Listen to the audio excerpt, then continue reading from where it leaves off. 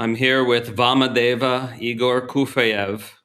Welcome, Vamadeva. It's great honor and joy to be here, Harish. Thank you. Yeah, thank you for coming on the podcast. I really look forward to this exploration. First, I'd like to mention for the listeners that the occasion for this interview, although Igor and I have heard of each other for many years, but the occasion for this interview is the publication of his new book, Kundalini, the goddess as the power of self-recognition in Tantric Śaivism. And this is a remarkable book in many ways. We can return to it later in the conversation.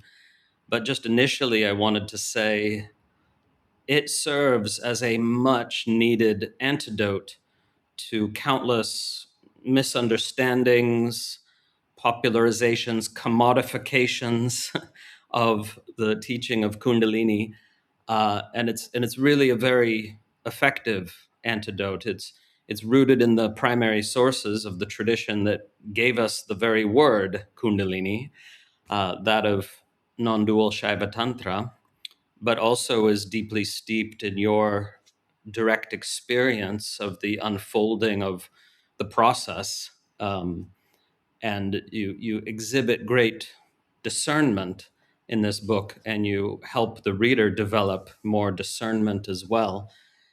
And what's interesting is there's an academic dimension to it, research into the primary sources, and there's also a very personal dimension to it, and there's also a poetic dimension to it. Sometimes the language is just exquisitely poetic, and one can sense, even in the invocation that comes near the beginning of the book, one can sense your own deeply personal and lived and embodied experience of relationship to the goddess, the divine power that we call Kundalini. So I'm grateful that you produced this work, which really fills fills a missing place in the literature, um, and I'm sure many others will be grateful too. So thank you. It's a great again. It was a great, I would say, blessing, and nothing short of pure grace to be able to speak to this power, speak from the place of lived experience, understanding, integration, synthesis. When all that what is known and all that what is lived no longer can be spoken in different terms. So it's also, I would say, audacious attempt, perhaps. I am fully aware of the fallibility of us to even give it to the language. And whenever I have worked in this capacity, I always find it perplexing. And given the tradition that we share and the passion for which we share and love, that speaks of that aspect of the speech itself, of that what expresses itself, then of course it can be also seen as self-referral aspect of consciousness, recognizes itself and seeks its ways to express through us in a given moment in time. So just yes, I would love to take oh yes, that's a great achievement, but I cannot do that for all the reasons you know, perhaps even better than I do, scholarly wise. So humbly serving here in whatever capacity this could be. Yes, it's absolutely true. Such a work only happens through the grace of the goddess, but it does flow through and take form as the understandings that you've developed through your study and your practice. That is to say, the work and the transmission couldn't exist without the flow of the goddess's grace, and yet it also needs these forms that are actualized through a human being who has undergone this process. And that's really evident in the work. And I was astonished at some points to see you saying things that I've been trying to articulate in my own teaching, and that I feel like almost nobody else is saying. So that's just delightful, right? And yeah, it's as if Kundalini is, though it's so popular as a notion, an idea, a concept, a fad, right? At the same time, the truth of Kundalini is like a hidden treasure that is ready to be known. And we see the evidence of that in the creation of a book such as this, and the fact of more people gravitating towards deeply rooted teachings and recognizing the difference between those and some flash in the pan fad version. Yeah, totally. I even noticed there is some kind of tendency now where those in the field almost hesitant to speak to this when disciples, followers asking, because of that very, very utter and entire over popularization of what meant to always be spoken with tremendous degree of reverence, understanding, and caution and purpose above all else. And it seems like we now reached this point where I felt personally this need to be redressed. So also one of the incentives behind this being the book is to also to radically revisit and redress this, what you have spoken also on various occasions, and including in that essay on Kundalini, which came into my field also at a very, very auspicious time. So I think that in this regard, we definitely, I feel, have that double of the forces that add that voice of revision, reconciliation, because I don't know where it takes us otherwise, that it gets more and more people confused on the topic whenever there are this popularized opinion being further and further cementing the notions that ought to be melted a while ago. Yeah, and I'd like to return a bit later to some of the very important distinctions you make in the book that clear up popular misunderstandings. But first, if you could,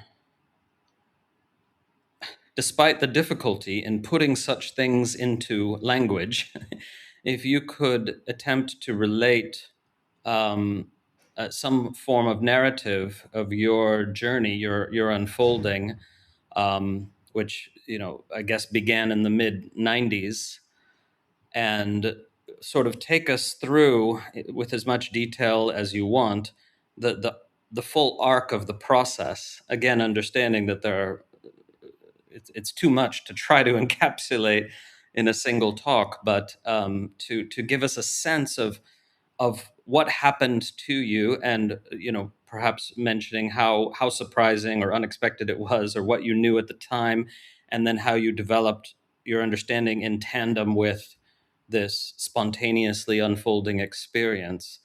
So I give you the floor for that exploration. Sure, thank you, Harish. Well, if we are to break the sequence, perhaps we indeed could go straight to the mid-90s, which coincides with the time when, let's say, I was initiated into meditation practices proper. Prior to that, all that was just dubbing, just kind of more jostling around the spiritual traditions. I was pretty much living the life of my youthful dream of being a painter, artist, establishing myself somewhere. And at the beginning, in fact, I thought I was going to go to New York, but then the circumstances fell in such a way that I ended up in London since 1991. So I was very much in that world, in the world of art, self-expression, right? Making a living, of course, because it's always new for me. But by mid-90s, we could say push came to shove when the accumulation of certain stresses and accumulation of certain, well, some of the events that nothing short of tragic occurred that made me reevaluate. And with that, my body began to kind of reminding me that, that I'm subjected to this like every human being, even though I was in my prime in terms of, let's say, physicality. I was in my mid-20s, just like second half of the 20s. This is before the 30th year. I had this injury with the lower back and the third vertebra, and being very fit most of my life. Like literally, I considered myself, being very physically developed, and I always honed that side. I couldn't put socks in the morning. I couldn't do any moves. I was like incapacitated. It was very painful, and it coincided with a lot of changes in my personal life in London at the time. So I remember distinctively this, maybe what could be spoken of as that prelude, when staying temporarily in this apartment, beautiful apartment with internal communal garden, but used by this lady who was dying in hospital, chain smoker. It was like I put the mattress in the middle of the floor so as to kind of minimize the impact of being surrounded by all the furniture and the walls, which were soaked in that nicotine. And at night, there was this thunderstorm and rain, and it was like pouring down, and I opened these French windows, fell asleep, and then suddenly in the middle of the night, I wake up with this tremendous sense in the heart of realizing that all this where I found myself is just a kind of a mental process. And of course, at that time, I didn't even have spiritual language to address it. It was simply this strong, heart-opening experience, and accompanied by the fact that there was this beautiful thunderstorm and rain and everything. And I felt, okay, well, you know what? There's nothing really that's happening in my life is really can rob me of this, what I'm actually experiencing right now. And in the following week, I had this very unusual experience when I was woken up, and my body, despite that lower back crippled feeling, sprang up literally as I was still feeling like pretty much in between the states of sleep, right, and dreaming and waking. And I felt that some kind of presence whispering something into my head, in the top of my head. And I've realized there and then intuitively that this has some kind of interference that urges me to meditate. And I interpreted also that this is to ameliorate this, what I was going through physically. And I've tried by then, I would be on weekly visits to the chiropractor, and she was also meditator and really just implementing a lot of alternative methods, not just cracking your bones. She was talking to me, so I received this and fell back to sleep. I woke up in the morning. I crawled to the wall, positioned myself there with cross-legged, and began meditating.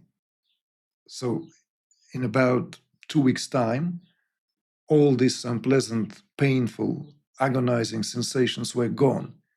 There were a few clicks in my body in places that I didn't even expect, and that's it. So I thought, well, that's a great sign. I'm going to continue. So I continued meditating on a daily basis, following that, whatever that was, whatever that interference was. And my mother by then was already a meditator in transcendental meditation movement. And of course, she wrote me about it and the benefits of it repeatedly in the letters. And any phone call would be accompanied by attempts to convert me, to the point when I lost it. And I said, if you tell me one more time about this meditation, I'm not going to call you, my dear. Okay? My dear mother, please, I had enough. And so when this happened to me, and I kind of like again against all the odds, suddenly had this whatever that divine interference or whatever that might have been, immediately lifting off all this, let's say, what expressed itself at the level of physiology. And my mother's suddenly presence and influence became all too apparent. I've humbly had to admit that I was wrong. And not only that, when I shared it with her, she said, well, now you need to do it properly, my dear.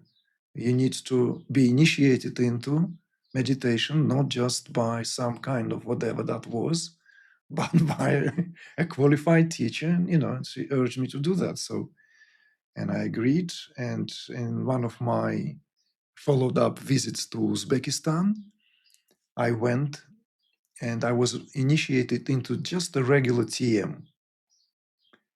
So from there on, my practice of meditation was ceased and I never missed a sitting. For 5 years, I was like, literally, a daily routine, brushing of your teeth. It's just without even, no matter where I was. And I've experienced all this, what the program was promising. All this sense of transcendence, it was very easy. And my head started to swing, instantly started to swing, just like move like this. Until there was this experience, at the time I was sharing my life with a fellow meditator and a yoga teacher. And she had a visit from another friend. Both of them were studying at Kripalu Center. You might know that Kripalu Center, which was established by Amrita Desai, Yogi Amrita Desai. So we sat down together, 3 of us. And in about a few minutes, like 10, 15 minutes into meditation, my body went into what I could describe as a violent spin. So intense that it freaked out the girls, the ladies, and I could not do anything about it. I couldn't stop. There was no power that I could, within myself, even though I kind of attempted, maybe I should open my eyes or do something. No, the body just took complete life of its own.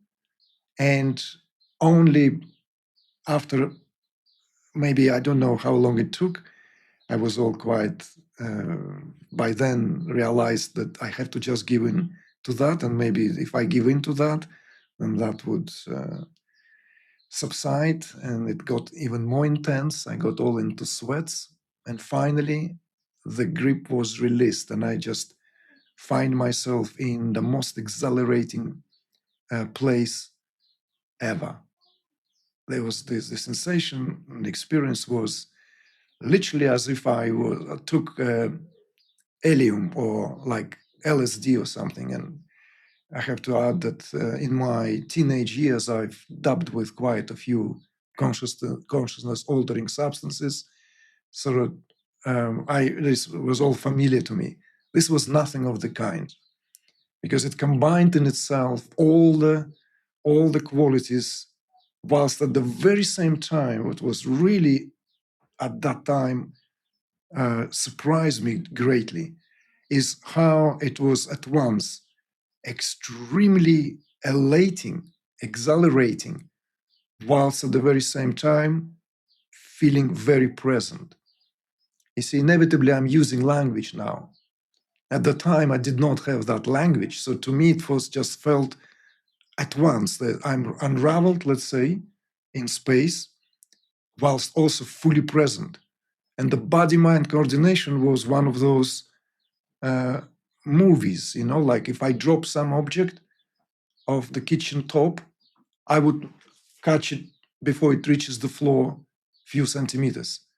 If something is flying, I would catch a flight, and like the body-mind coordination became ridiculously sharp. This is also another thing that I have noticed. There was this extraordinary byproduct of display.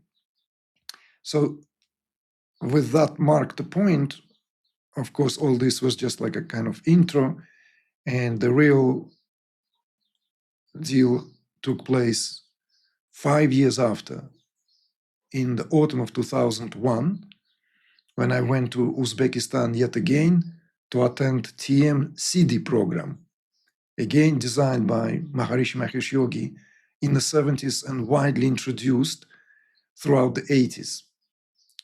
So of course I knew about this program. Many people by then in my environment were telling me, well, this is the next thing you should do. Absolutely, you should know. But somehow I felt intuitively somewhere I knew if I go, it would be me gone. And so it came to that point in time when I actually realized that there's nothing else that matters to me other than knowing what this is all about. And of course, I'm collapsing this, condensing this all because all that was a lived drama. There was this unrequited love. There was this, you know, extraordinary creative impulses. My career was at the very, very top. We could say, reached the point where every painter dreams of. This newly appointed director of very old gallery in London, Coleman Crane Gallery in Brompton Road. The father died, passed away, and his young son took over. And he was brought to my studio, and he instantly told me, yes, I want to take you. I want to take you to Basel. Basel Art Fair, it's like creme de la creme, top of where the artists are, like top market, top of, you know, line. It's like Basel. Same people created. Miami Art Fair, it's the same. It's an offshoot. So it's like there was so much to look forward to, so much to explore. And yet, despite or in spite of that, the existential quest was so intense that I had to go and find out, literally. So if I to pause here and not to go into what happened yet and at that TM-Sidhi program, where effectively speaking, the power unleashed fully, and there was undoing of me in progressive stages for the next 6 weeks and up until my return to London, where I had this major event of which I would like to speak in a moment. But putting a pause here, all that became clear that there was something already active in my childhood, because certain experiences, what is known as involuntary movements, have been with me quite early on, which often have been dismissed as restless leg syndrome or this or that. My mother used to sit on my shin, both of my shins, as a kid, for me to fall asleep, because my body would be just kind of like propensity to, you know, to jerk or move or even like thrown up. There was a phase, maybe 2-3 years. And I remember also distinctly that my mother had the wisdom not to follow with the suggestions of the family members to show me to a specialist. She kind of sheltered me from that, hoping maybe that this would go away, and I was the only son. So I'm deeply grateful for that, of her, that innate wisdom.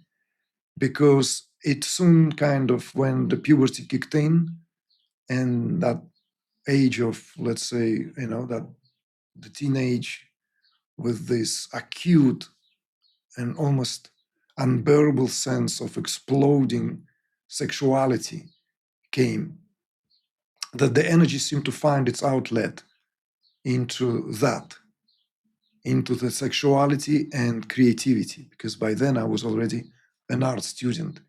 And so the flow would be there. Was understood in retrospect, that the energy simply found its outlet and it's just flowing there. But my feeling that this somehow was active quite early on have been also confirmed by some astrological readings, the Jyotishi, by various astrologers, including that of the legendary late Chakrapani Ulal, who was, you might know, Yeah. personal astrologer of Muktananda, Yeah. Swami Muktananda, that is. So now, fast forwarding again to 2001, this CD program I'm in, and I will learn the sutras. The program is designed in 2 blocks. First block, learning the sutras. Then the second block is trying the sutras out on the mattresses.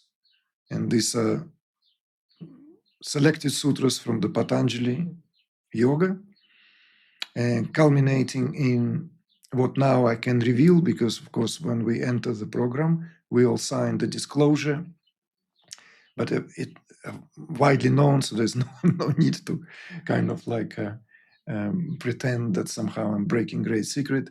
It's the lightness of the cotton wool. So it's a samyama on the lightness of the cotton wool.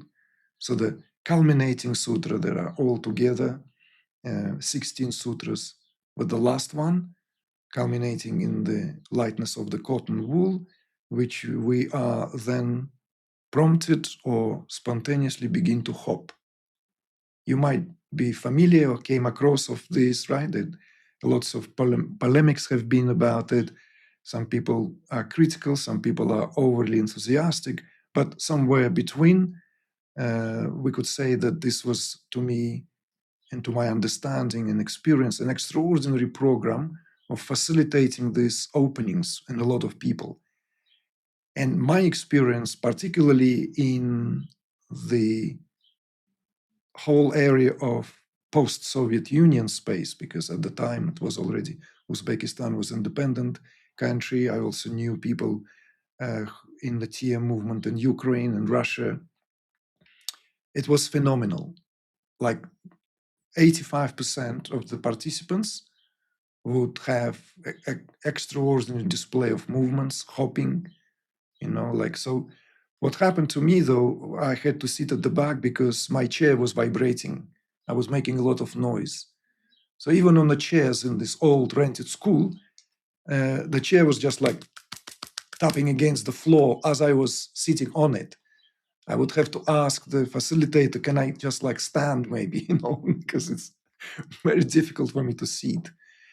And when finally the day of trying sutras out came, my body just went off. And this experience I briefly alluded to in the book, but I've spoke about it on several occasions in my early interviews when I went openly out there to teach. But just to say, as I was about to go into this full procedure of the sutras, all this vanished. My mind became like a magma, and there was no thinking process except extraordinary physiological phenomena, somatic phenomena of as if I'm being turned inside down, nausea.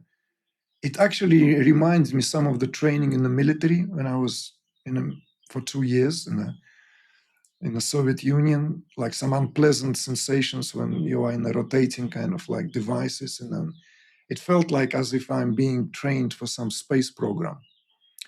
There was this there was this pronounced feeling of the physiology cannot take it anymore. I don't know if I can take it. And of course, I felt tremendous internal sense of failure and shame that it came to this point. I went that far and I cannot, my body cannot do it. And at that very moment, just when I felt, okay, well, it's just I might as well just die here. Literally, without exaggeration. This is not at all to paint a kind of a more dramatic picture. It felt like that. I cannot come out of this state, nor can I withstand this. At that very moment, the figure or the face of Maharishi appeared in front of me with eyes closed, and somehow reminiscing, it felt as if he kissed me in my forehead or touched my forehead. And in that very instant, an iridescent ball of snow-white light descended down, and just as it hovered above the head, my body instead was sucked into it. And at that moment, when it sucked into it, all the cells of my body exploded. Literally, I felt like as if I'm exploded into that white light. I regained mundane consciousness, lying down, like panting. And apparently all this time I was, according to the facilitator, this Indian couple, this big Indian woman, really overweight, kappa, this kind of like, in her traditional sari.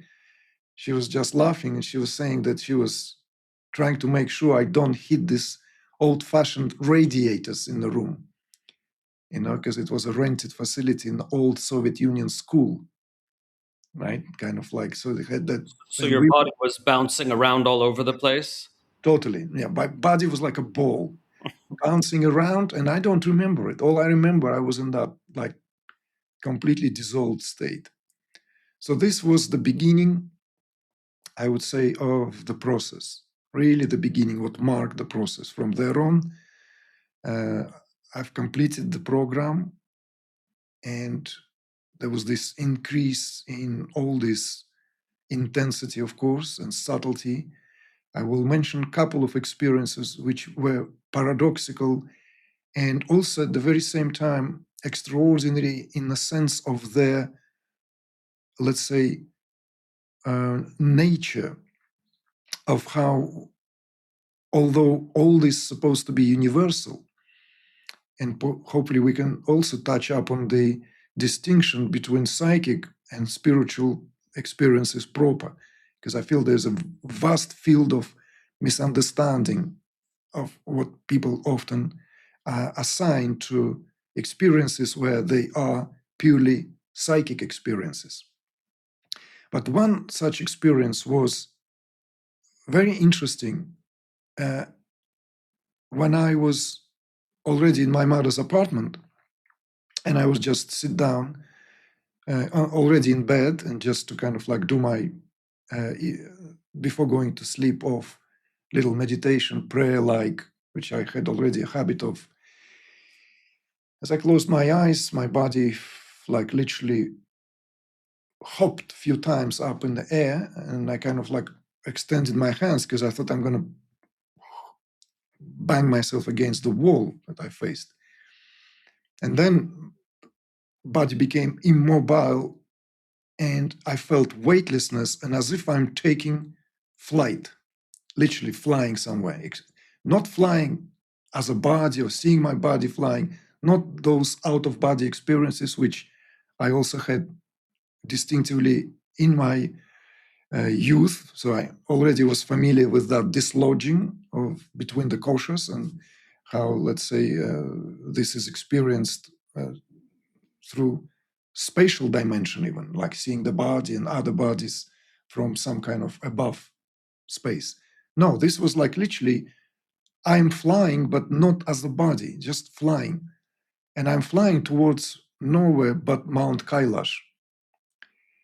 And I even remember that it's starting to get very cold to the point that I could feel that the coldness is emanating from this eternal snow. from this snow that has been there, right? That like literally that permafrost. So, and then reaching that, I'm beginning to circumambulate this Mount Kailash. And I have the aerial view of the Mount Kailash and circumambulating it in that extreme sense of like literally that as if I feel that frost on my nose and in my skin everywhere. So when that happened, when that kind of, let's say, circumambulation completed, I returned to my seat, and in that very moment, there was this sense that something was here as a marking point, which beyond my understanding, beyond my comprehension, beyond some kind of, it's almost like archetypal forces are settling this affair among themselves. And this body simply happens to be like there was distinctive feeling as if I'm playing this in a cosmic drama and I'm openly being shown that it doesn't matter what you are doing here. From now on, all this is being conducted by other powers. Because prior to that, this was still very much, I am going through this process. It happens to me. Even no matter how intense the blissful experiences would be, there would be this, like a reference point is this individual. For example, how on earth will I live my life from now on? For example, how am I going to go back to London and start painting, right? I'm in this total mess now. So there was this reference points plenty, whilst at the very same time, of course, enjoying and also taking into my strides whenever that, let's say, because there were some days when I would be like thwarted utterly and entirely. There were physiological phenomena, which was very unusual.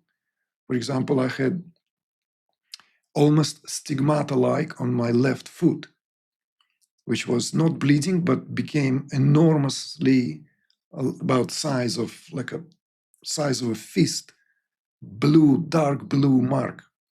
I said, as if I hit something somewhere.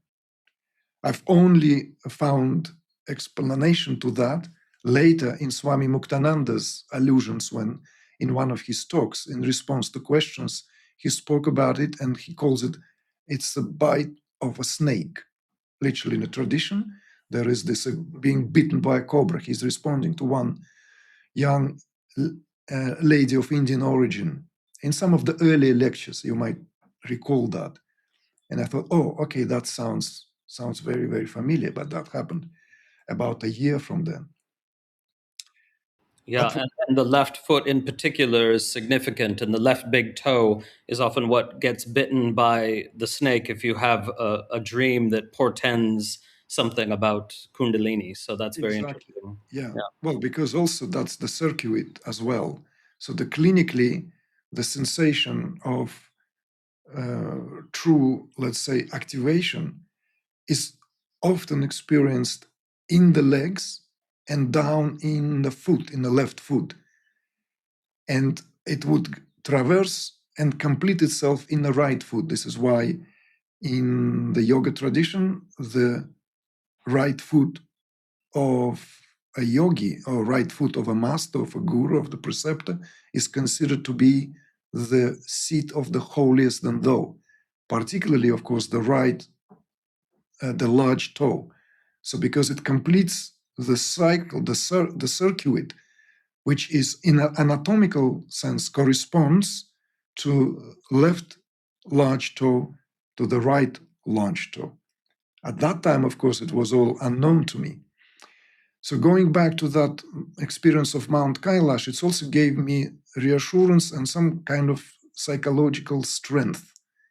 Somehow these fears that were prior to that very present greatly subsided. In fact, I felt this great sense of elation, this sense of something now truly magical happens, not just somatically magical or the bliss was plenty there, of course. I was just like, even the pictures from that time, like I'm totally looking stoned, like dead stoned. Like, I mean, like seriously, like it's like, and the funny thing is this, with the group participants, it's like we all like, kind of like, you know, it's just like a one family of the junkies, you know, like bliss junkies in this case. So then I go back to London, and I postpone my trip like considerably, but then eventually my life is not in Tashkent, my life is in London. I have a studio I'm renting, very expensive, off Abbey Road, dream of an artist, and I have to do something, and it's like, okay, so I have to make sense out of that. So I go back, and I'm thinking I'm going back there to like make sense out of this, maybe paint something, maybe I will be like, God knows, right? Maybe I'm like, will be touched by some extraordinary genius of creative self-expression, that still that sense of self somewhere, hoping that there is something for me, something for me to yeah, like all right, never mind. So that was the intent. But of course, I arrive, I go to the studio every day, and the first thing I want to do is unroll my mat. I had these futons from futon company, these Japanese futons, like stuffed with seaweed and like really good. They're not like mattresses used by TM-Sidhi, which are kind of almost promote that hopping. You know, they're quite thick. They're like about, I don't know, maybe 10, 15 inches thick. And so it's like... But when you say hopping, you are talking about leaping fairly high in the air from lotus position. So it is still remarkable. Yes, it is still remarkable, absolutely. To all those skeptics, I would say it's extraordinary, because it's not done with an iota of physical exert. There's nothing that one exerts oneself to do.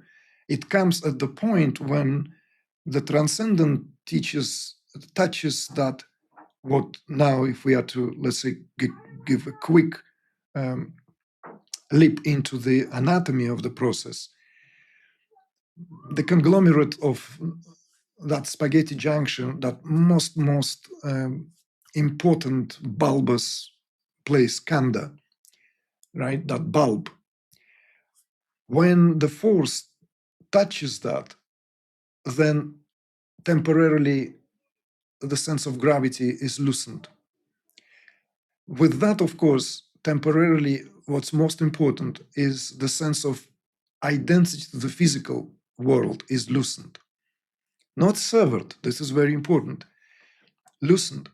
So the somatic byproduct of that is tremendous lightness.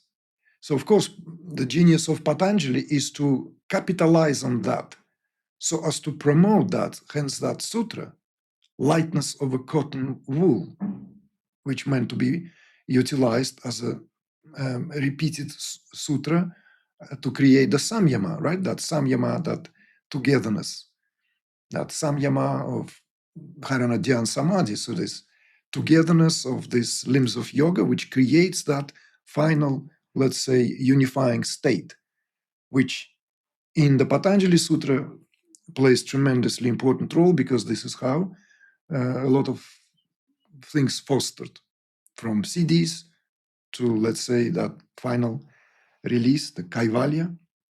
But for the program, Maharishi just took certain sutras, and he felt this will suffice for people of our age and time, to give them that direct taste.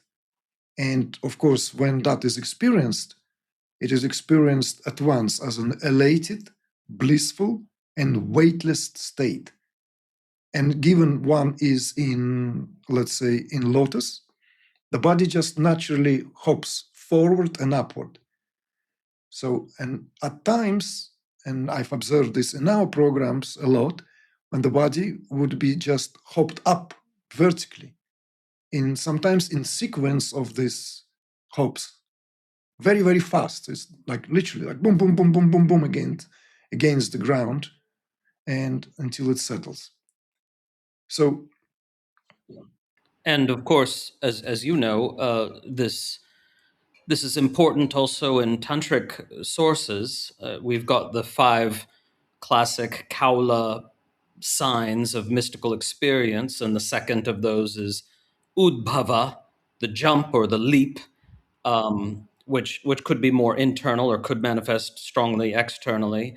And as you say, that's when the energy penetrates the khandha in the low belly, and then surges up. There's this udbhava, sometimes also called udghata, and we even find in tantric sources that you need to have a certain number of these before you're qualified for some further teaching or transmission.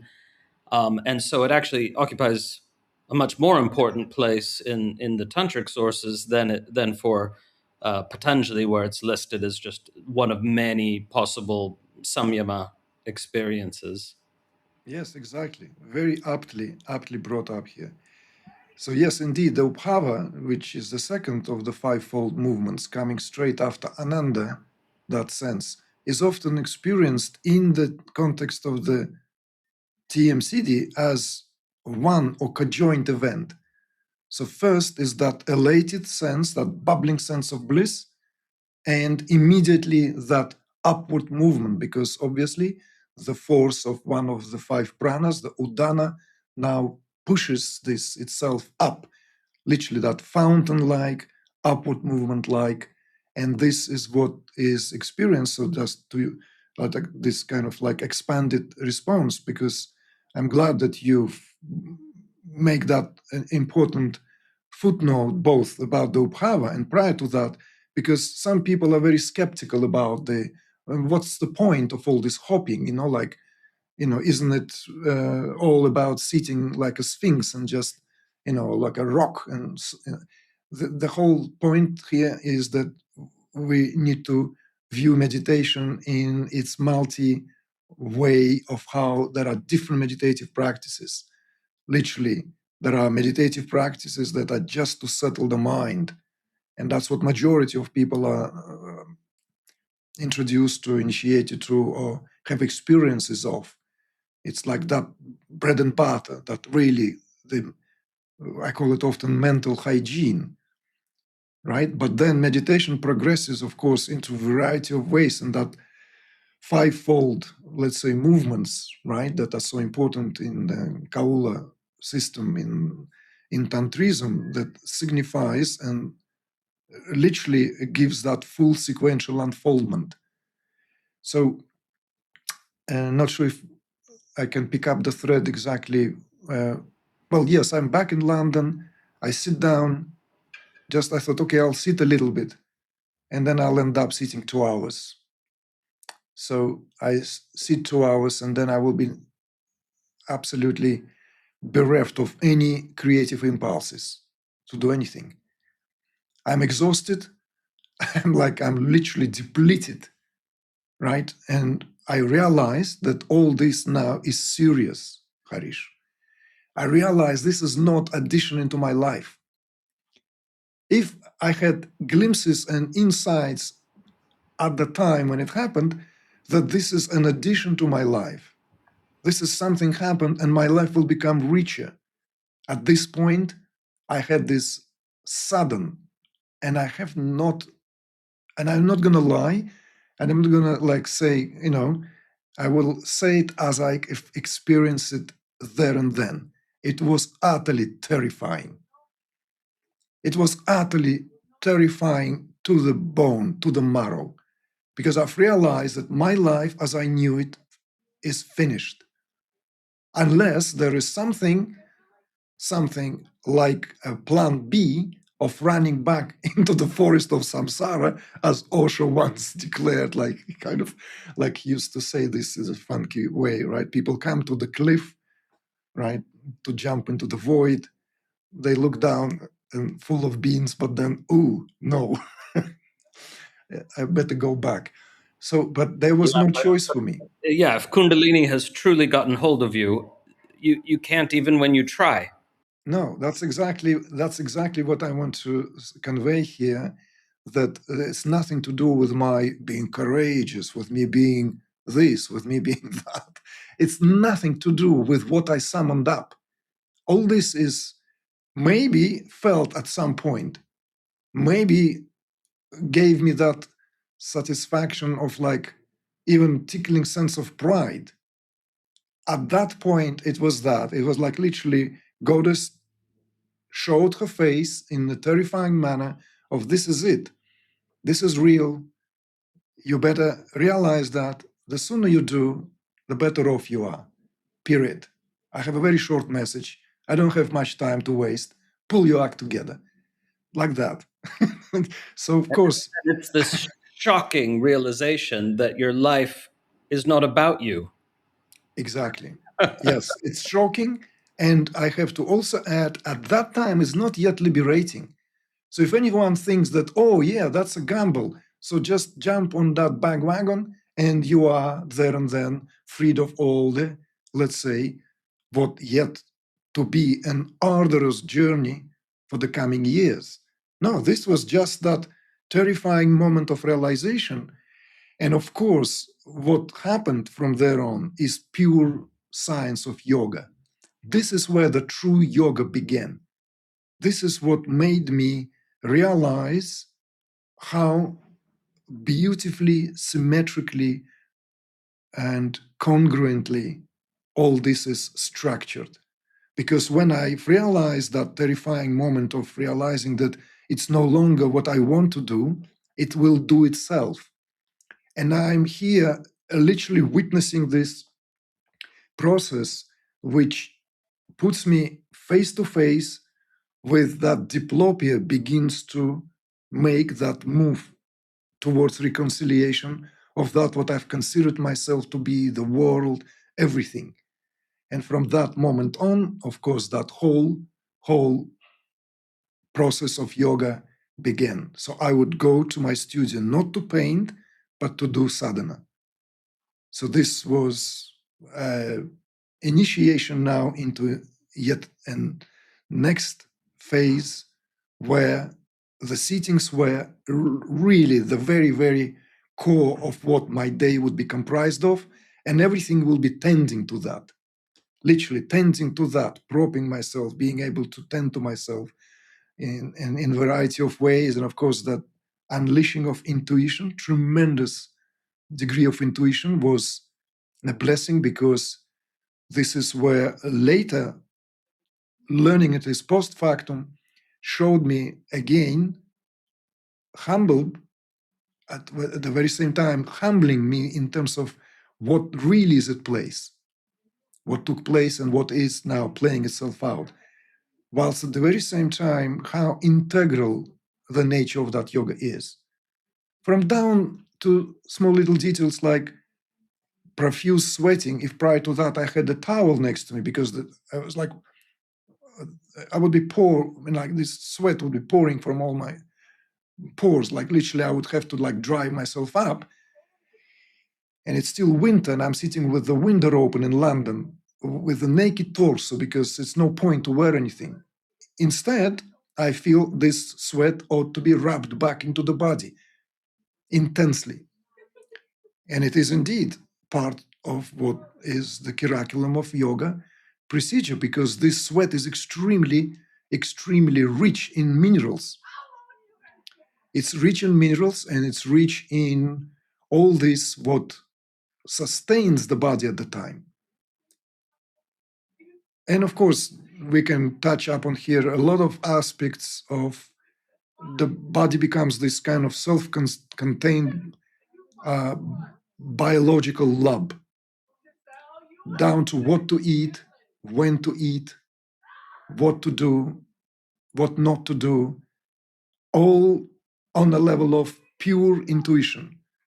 Like, for instance, I went through a phase when I could not have any solids because there was so much pranayama. And because of that, there's spontaneous pranayama of various kinds. My body begins to glow. Literally, like glowing, like the skin glowing, like as if I applied some kind of serum. And of course, I lost a lot of weight. Like literally, I became this, like, but not emaciated, just lean, really lean, and not like all the fat was melted. And yet I didn't want to eat food. So I went to a great length finding the best milk I could possibly find. There was this organic farmer that would sell their milk in one of the organic shops and where I lived at the time. So I will buy that milk. I will make my own ghee as well. And so that's what I will have. I will have a bowl of milk with a big dollop of ghee, spices, turmeric, cardamom, all that. And it went for at least a couple of months. And I didn't feel at all any kind of lack of energy or so the body began to communicate at that level all this information. Yeah. You see, so And can I just clarify for the listeners who haven't experienced this? It's almost impossible to convey how much it is the case that the energy is running the show completely. Like you used the phrase a minute ago, I didn't want to eat food, but I understood, of course, this is nothing to do with preference. It's nothing to do with, oh, I've heard fasting is good, I'll try that at all. It's like the energy is running the show and you have to obey, as it were. Like it demands the sustenance it needs and it rejects what it doesn't need. And all you can do is come into alignment with this unfolding process of immense power. And the mind is not an agent anymore. It's not calling the shots. And it's so just to try to make that even more clear, because I know what you mean, but some people are not yes, going to no, be imagining it right. totally, totally. And it's interesting also because this, what let's say before was considered to be as flashes of intuition, there and then became the really way of life, because the mind was like a mush up thing. Like I could not at some point focus on anything. Like I literally walked with small block notes, like this pocket size, and a pencil, a pen, to write what I need to remember. If I go out, for example, if I find that I need something, I would not remember it when I'm out. My mind will be potentially could blank out. So everything was this little memos, little memories, a little like, okay, this, I need this, I need to get this item, I need to get that item.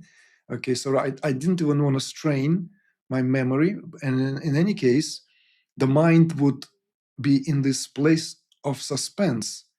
And intuition, in fact, would really, really run the show. I would even say down to, for example, practical aspects, because the question of now I'm not painting and I'm not even showing my work, I'm not even doing anything, right? I had these investments, and there's one particular investment that a lot of like people who I knew were telling me to sit on. And suddenly I had this flash in meditation, exact instruction what to do about it. And okay, like I do exactly that. And suddenly I'm making 5 times of like, I don't know, just like a random example. It gives me financial security suddenly to do what I need to do without even having to worry about it. So this intuition was literally taking care of a lot of aspects. It was all encompassing. So it's not like I'm becoming a mendicant suddenly by following up, let's say. So in other words, this is where gives me the audacity today and the reassurance when people ask, how, like, I want to know things will pan out itself well. I can surrender, but if I surrender, does it mean I will end up on the street? It's very hard to explain that this is not how it works. It has this, the true surrender, if it's a true surrender, makes one completely and utterly in flow of everything. Yeah.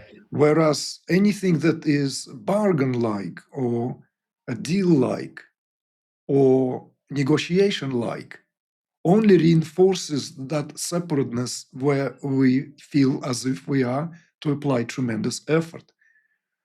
And Yeah. that's, of course, for spiritually aligned people or people who go through these phases of sadhana, can become a real dilemma. What do I do now? What do I tend to? So the understanding that all this is so intricately interconnected. And there are terms in Sanskrit, right? You know, like just like there's special potency, right? That unexplainable, like in Ayurveda, certain herbs have potency that are beyond their what otherwise compositional structure of how it impacts, let's say, the doshas. It's known like as prabhav, special potency, like turmeric has prabhav. So it exceeds the properties of what it actually meant to ameliorate, depending on how one uses it. Yeah. And in a spiritual sense, there is this term pratibha, right? It's the increase of insight into the essence of what needs to be done in any given moment in time. Yep. So that pratibha, of course, begins to shine in its own light, because maybe before it was dimmed, because the incessant activity of the mind, of course, somehow outshines it, even though that sounds like an oxymoron, but we tend to feel that we ought to follow that what feels more congruent with the thought process, what is logical, what is rational. But pratibha has nothing to do with rationale. It sometimes can present us with paradoxes and of irreconcilable nature, only to prove us being wrong in the given moment in time in terms of what we were unable to give our trust into. And this, of course, is both humbling and empowering at the very same time. Well, what's So, bizarre is it's super intelligent. It's completely non-rational, and yet it's super intelligent. It shines with this unerring accuracy and shows exactly where to move and which step to take next or what is needed. And it knows without being a mind, without being rationality in any way. It's extraordinary. exactly. And this is something that I think, if we are to speak about it in terms of, let's say, cultural prevalences and tendencies, where we find ourselves in our given epoch, in our given civilizational, let's say, alliances, is where the mind is given all its, let's say, importance, whilst this aspect is somehow only in certain pockets survived, let's say, that otherwise uh, what came with the age of rationale, right? With that age of reason, so-called age of reason, right? That the trust into what provided that extraordinary, also extraordinary, no doubt, and display in terms of technological breakthroughs. So for spiritually aligned and for the sadhaka, this is to be cultivated, certainly to be invoked and trusted into. And that's what my life became very much for the ensuing years. And I would say what gave me there and then that needed, let's say, sense, what otherwise, okay, so everything is taken now. I cannot live my life the way I thought the life meant to be lived. So, but I would say that a line, right? In non-existence of myself, I found all existence, as Rumi is often cited. So it is like that paradoxical exchange, that quicksilver-like, where that what is melting away as that sense of self that superimposed nothing else onto the self gives way, then what shines is nothing short of what always have illumined everything from behind the scenes. But now it is illumined, and one is the knower of that. One is no longer, let's say, eclipsed by this, even if it is traditionally, let's say, if we are to give this firmly rooted understanding, right, of the true sense of egoity, right, as it is in the Trika, in Pratibhā, and how it is really truly understood, so that ego is never really a problem. The dance here is subtle, that movement is subtle here, that subject-object relationship, the pure subjectivity, and the objective sphere of experience here are mutual and interchangeable because they are one and the same awareness, but simply displayed in its modalities where that is required for experience. And this is what, to me, is very interesting, that the phase of that unfoldment from, let's say, this, what was based on the process, gradually began to, I would say, stabilize. And so there was much less to write home about. There would be much, much less of the phenomena. And everything is now being experienced deeply internally.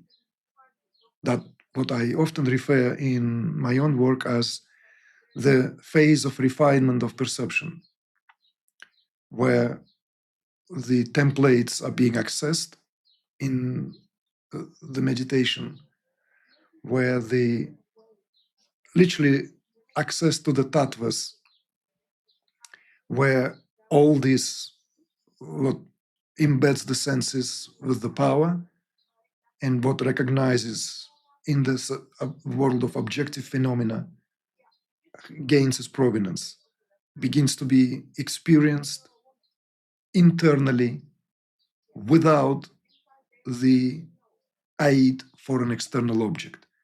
So all the internal sounds, the world of sounds, the myriad of sounds, the world of sense, of all the different sense, the world of that, let's say, what is translated here as divine touch or sparsha, that what is experienced as this very, very infinitesimally subtle sense of internal, let's say, vibration. So, and that, of course, was one of the most potentially beautiful, not dramatic, not at all in any way that one can really convey in a much more pictorial sense, because how can one describe, let's say, the myriad of sense of the rose when you sit in your own room away from any actual presence of the rose flower? And this is really, really tapping into that world And where, it's very difficult to describe how rich experience becomes. I mean, from an observer's perspective, you're just sitting in an almost empty room on a futon, right? But the inner experience becomes indescribably rich and varied and detailed and nuanced and subtle. And I would say at this stage, you also experience this enormous fluidity where the boundary between inner and outer becomes, at the very least, porous. And would you agree? yes, absolutely.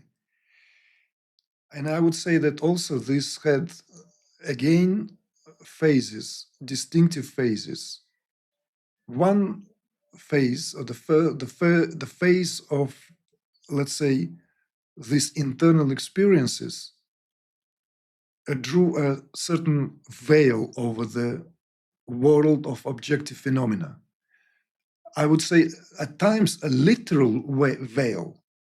So like when you go outside and you walk around, as I also like developed this habit of just sort of roaming around, like sometimes the body, after maybe so much sitting, it needs this movement. So I would just take on and just go somewhere for a walk. Well, there's no purpose. There's no need for me to go here or there. And I will find myself like some miles away from where I was. Okay, let's just recalibrate. Where am I? Where did I? Okay, so, okay, I see. Let's go back. And everything is kind of like slightly as if underwater. This is what I mean, like veiled reality. That because of the richness of that internal world of experience. But then, of course, what's interesting is that as these experiences progressed, I remember this marked point when suddenly the smallest things began to be noticed in an extraordinarily sharp, magnified way. Like suddenly, just something as simple as this large conker trees in Primrose Hill, I remember, where these garlands that come out of them before the leaves come out. You know, like the buds, then the buds break, and I just remember standing under the tree and just looking at these things as if I've never seen it before, as if I'm beholding this as an extraterrestrial or some kind of earthly phenomena. And it would be in these minute little things, something that attention to this would be, and I've spoke about it before, and I know for some it may sound like pathetic, but I remember seeing a spider in a shower room, broke me down emotionally. Just like spider there in the shower, like whilst I was like showering, just put me in touch with something I can't explain. It was just like this little alive thing here, just like crawling here. So this And began that heralded that opening. You see that opening where that distinction between the internal experiences and the marvel of the external world is began to get obliterated. And of course, it most likely was shown, at least in my experience, through small things, not through grandiose things. Because maybe if I was in the Himalayas, or maybe if I was in a desert, it would have been this grandeur of nature. I was in London, right? So it was like, I know what you mean, though, but because those small things, that tiny sprout coming out of the bud or the spider, those small things become. It's hard to describe, but it's a revelation, right? It's a revelation of the miraculousness of existence, and it's almost as if this, even though this is a small thing, it contains and implies something far more than just what is visible. Was that your experience? well, maybe when that was as an afterthought. But if I, to be honest, it was more on that kind of emotional maybe level, you see, like Yeah. that emotional connection to it. So it kind of felt at some point, maybe again now I know the language. You see, that's the problem. The problem is that I'm now trying to step into how it felt at the time Mm.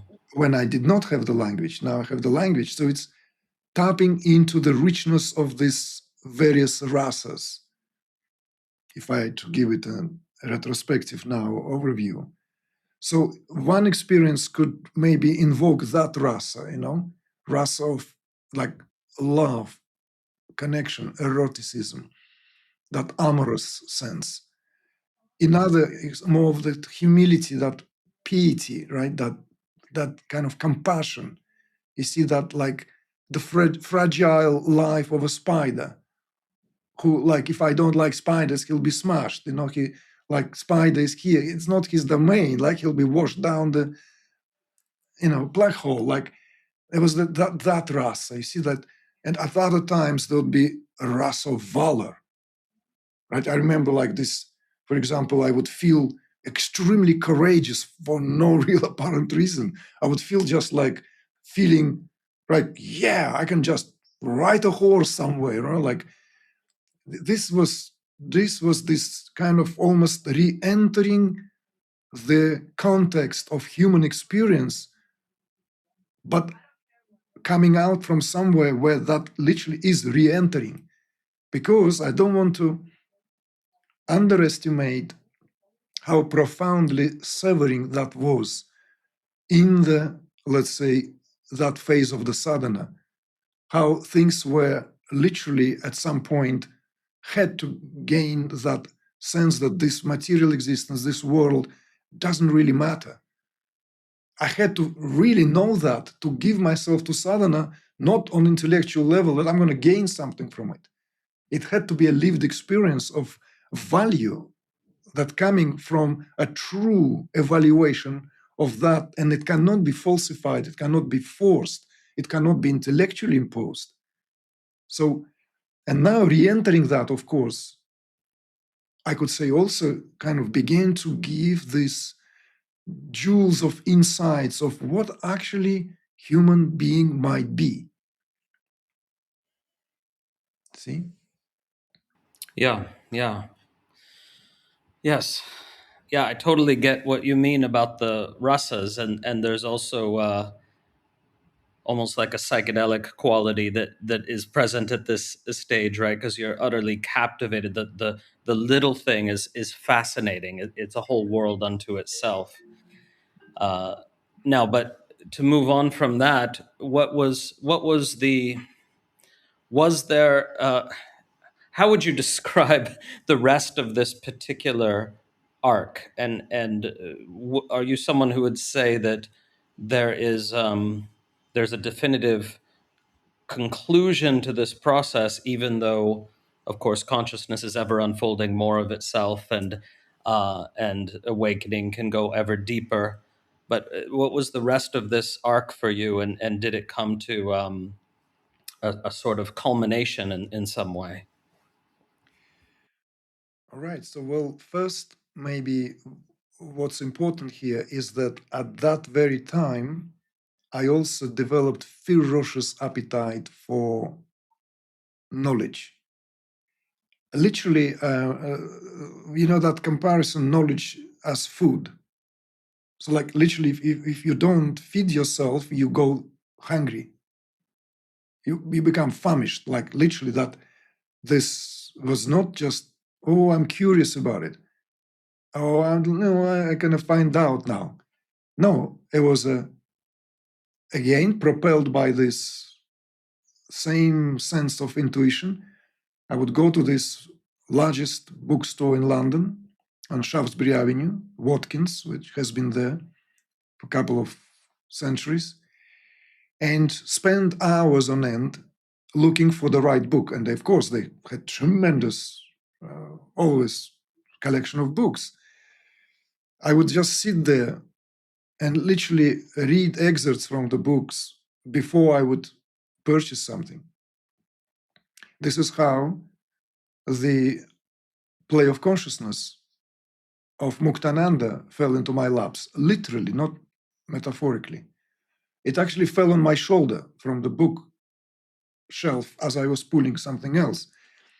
And it was a funny encounter. At the very same time, there was this chap who was telling me, like, he probably somehow sussed it out. Somehow, I don't know how. Like, you're going through something, aren't you? And, well, it's not unusual that in that particular shop you would encounter this kind of, because it's known for, right? So he just goes, okay, I think you need to see this lady. And he gives me this Indian spiritual teacher. She's like with a huge tilak on her forehead. And he gives me like her book, and she tells she's the one, she's a master of Shaktipat. This is what you need now, man. Like, this is really definitely. I look at her picture, and nothing in me moves there. So I thank him. I put it down, and as I was like reaching out, this book falls out. I grab it here, and it's Muktananda's Play of Consciousness. And I looked at Mukta and that small face there, right, that inserted in the backdrop of the ocean, this edition with the kind of a golden and color. I'm sure you know I'm talking about. It's on my shelf here. Yes. Along with Muktananda's portrait and Maharishi there. And I looked at this, and my body begins to vibrate at the subtlest level. I feel like I feel that literally as if I'm holding something extraordinarily precious. So this is how this phase also coincided with a very quick, rapid introduction into creme de la creme of spiritual teaching, because I came back for a next book by Muktananda, and by then, of course, Secret of the Siddhas, and you can see that there's now this Muktananda towards the end of his life actually teaching completely something else, not these early talks, not this sort of like a potpourri of yoga and Advaita Vedanta, but like just really goes into this Kashmir Shaivism. Yeah. Oh wow, this excitement is like cannot contain. It's 2002, 2003, and I'm hoarding these books. I'm like I cannot get enough. And of course, what really was interesting, striking, and extraordinary, if I now to respond to what you've asked, is as I'm reading the essence of the teaching, I begin to feel as if this is what I have always been. So it's not like something that, and before that I dubbed into quite various different teachings. There was no need to talk about this, but there was a great interest in Buddhism.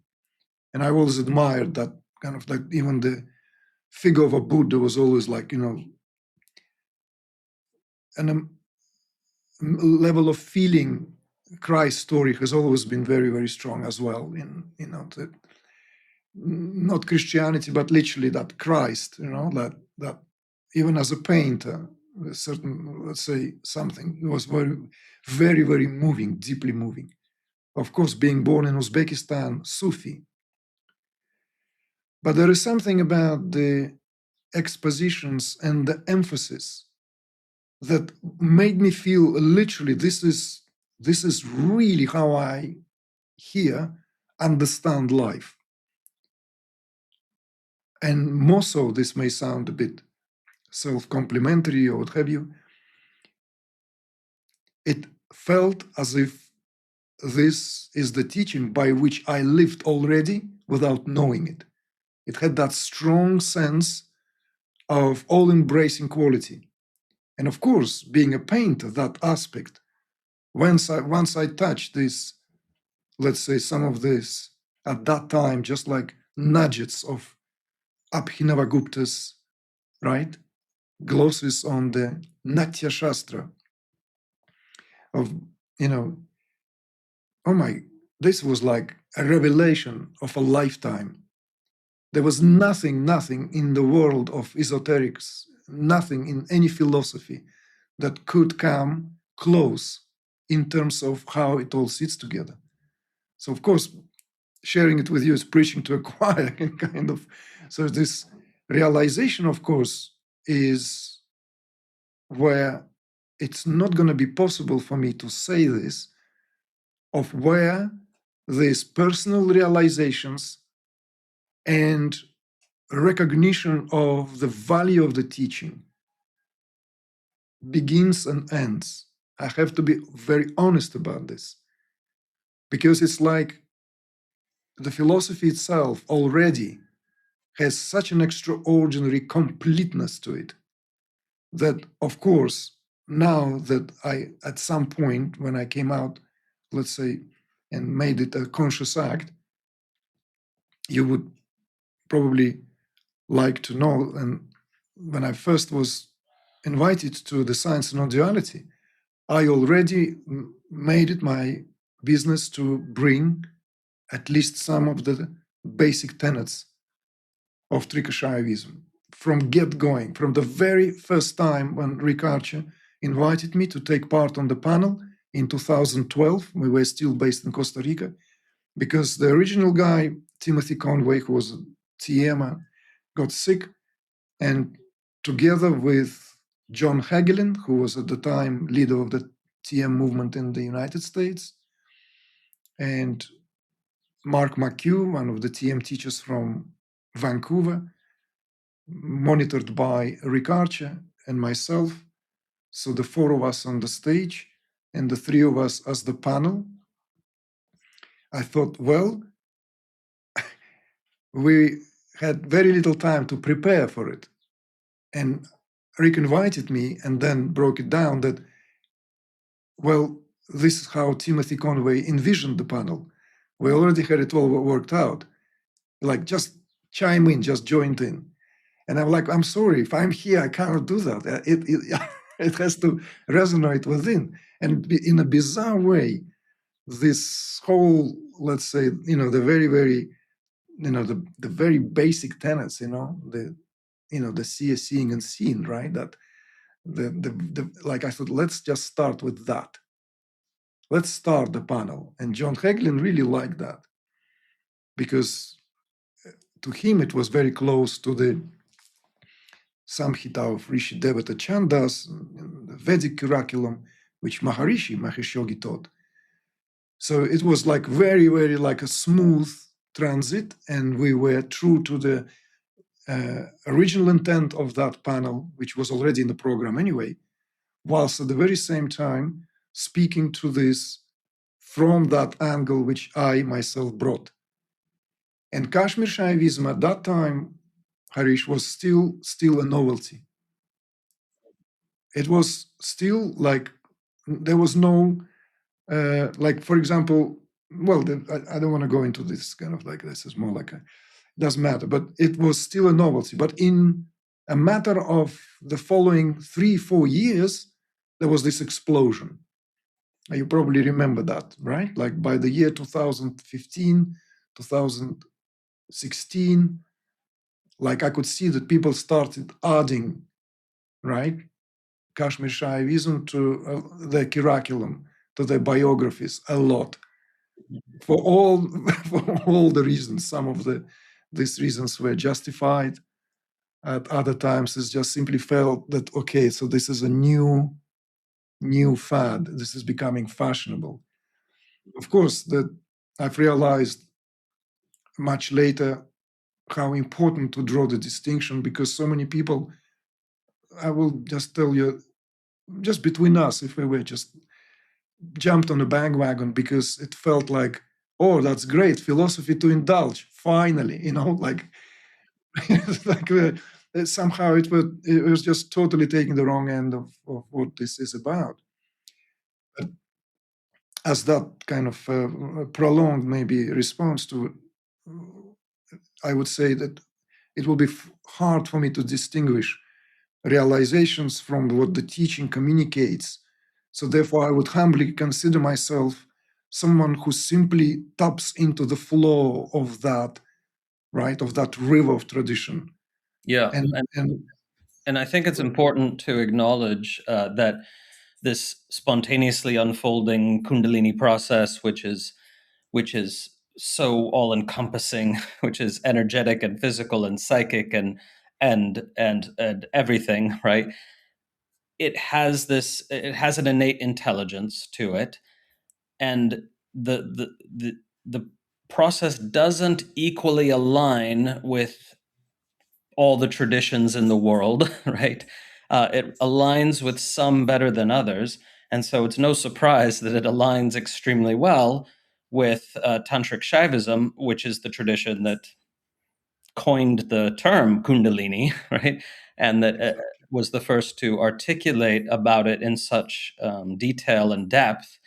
And just for the listeners, this book you mentioned, Secret of the Siddhas, that's the one where Swami Muktananda is going most deeply into Tantric Śaivism. And of course, he himself had a spontaneously unfolding 9-year-long Kundalini process, not dissimilar from yours. So what's extraordinary, though, is that intuitive power, that Pratibhā, somehow knows that.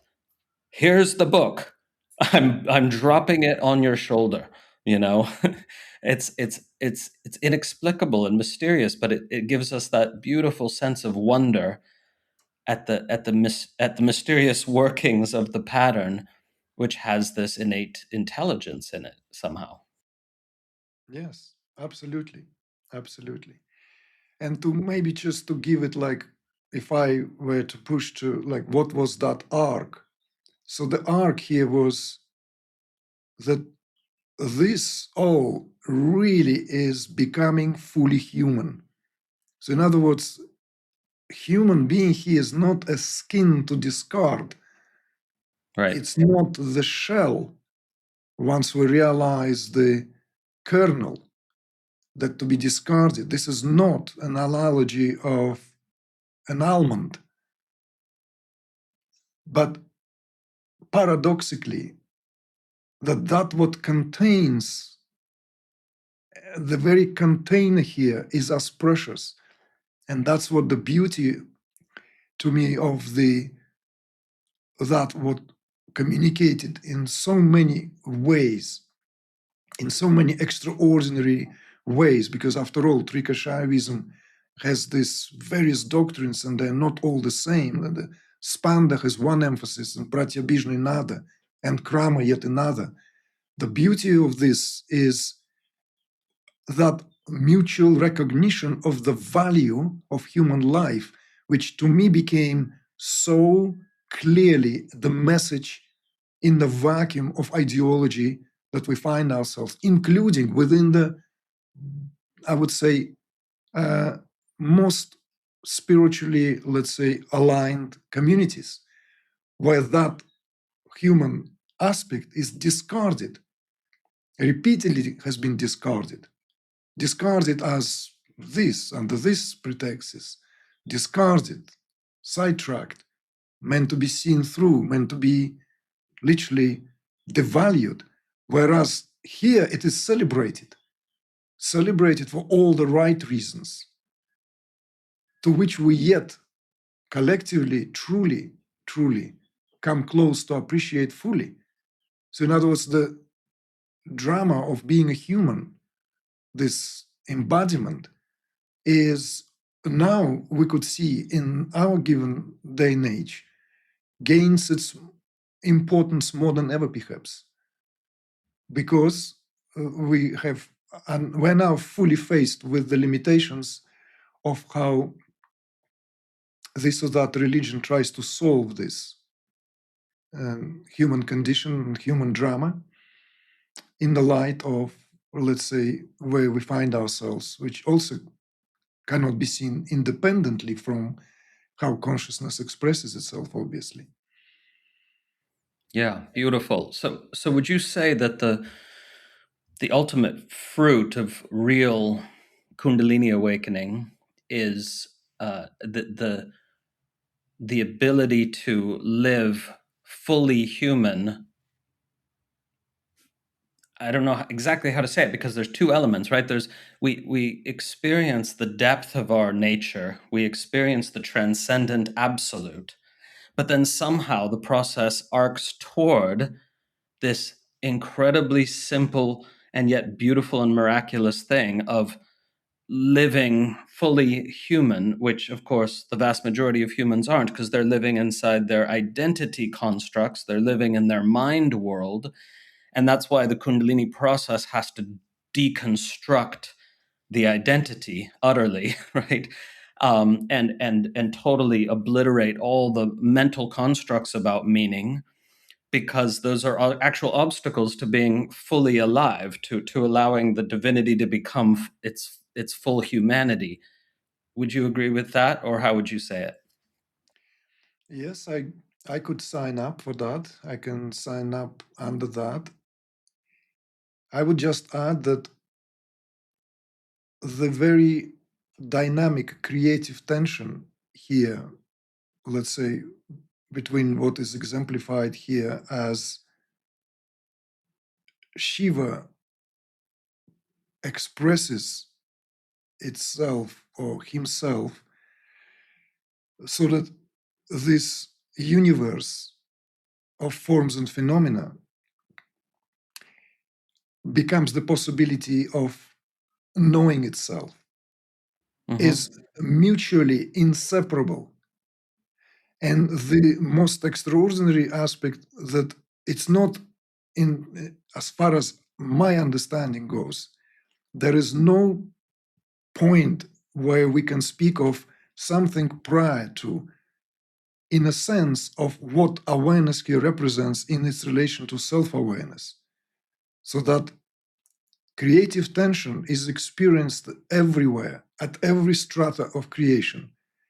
And what particularly I find extremely seductive in the teaching, which culminates in the unparalleled insights, depth, and nuances and intricacy in Abhinavagupta, is that element of Camatkāra, the astonishment, the aesthetic delight that is here literally a simultaneous experience of that what is transcendent and immanent, where they juxtapose, overlap, and give rise to everything, and into which one subsides and dissolves utterly and entirely. So this to me is one of the most, I would say, forbidden territories. But of course, it is forbidden because one can imagine this ad infinitum of how that might be. So therefore, the becoming here of that what we already are at a given is also part and parcel of what we are. So if we are to speak about it in individual terms, and if we are to speak about it in collective terms, this is also potentially what is given as a possibility to humanity at large. And we know that in various cultures throughout, not just in India per se, this hidden power is what has always been seen as that mediator, that even if it's sound dualistic, the mediator between the world of divine and the world of incarnated. The mediator between that, what either monoistically spoken of the Godhead, or polyistically in terms of the various divinities and its aspects. At this point, it doesn't matter. And that, let's say, world of us here and who we are, because it is in us that this is settled. So to me, this also, where arc doesn't close, but rather continues. It's a continued process of progressive degree of realization in the sense of fuller and fuller and fuller embodiment of Yes. into that what we are as a potentiality. You see, so this is where I'm kind of almost reluctant to ever put a full stop. Yeah, I absolutely agree. There's no full stop, but if we conceptualize the journey of Kundalini in this oversimplified manner as a movement in the body, as you note in your book, in Tantric Śaivism, the teaching better matches what you experienced, which is we don't have Kundalini starting at the base, usually starting at the heart, often then descending to the base, and then rising all the way up to the crown, and then coming back to the heart as her home, but in a new way, seeing the place as if for the first time, right? Because having traversed the entire central channel, which is also of course, the axis of the universe, then the return to the heart in an integrated way. Like, of course, that's not an end per se, but if we narrativize the process, right, then it's in a way an important point of integration from which it can theoretically go ever deeper. Would you agree with that? Yes, but only ontologically, and maybe it will be helpful if we give examples here to illustrate. There are certain similarities in the teachings of the, let's say, greatest apostles of Advaita Vedanta, exemplified in Ramana Maharshi, who also emphasized the descent as the final phase, where Kundalini, literally according to Ramana, dies in the heart as it descends down through Amrita Nadi. Yeah. And in the teachings of Ramana Maharshi, at least in his day job as a proponent of Advaita Vedanta, this makes perfect sense, because that's where the individuality fully dies. In other words, Kundalini as Atma dies in that chamber where it is merged not just in the Sahasrara, but it re-emerges from where it emerged, we could say. Yeah. Whereas if I understand this in my own experience, in how this is expounded by the Shaiva masters, the goal is not for the death of the individual, but rather in that what is exemplified by that creative tension between Shiva and Nara, where Nara is nothing other than Shiva in its expressive potentiality to know itself as this pinpoint, as a vantage point, which is necessary for infinity to be known. Otherwise, infinity cannot be known. It can only be known through its utter and entire opposite.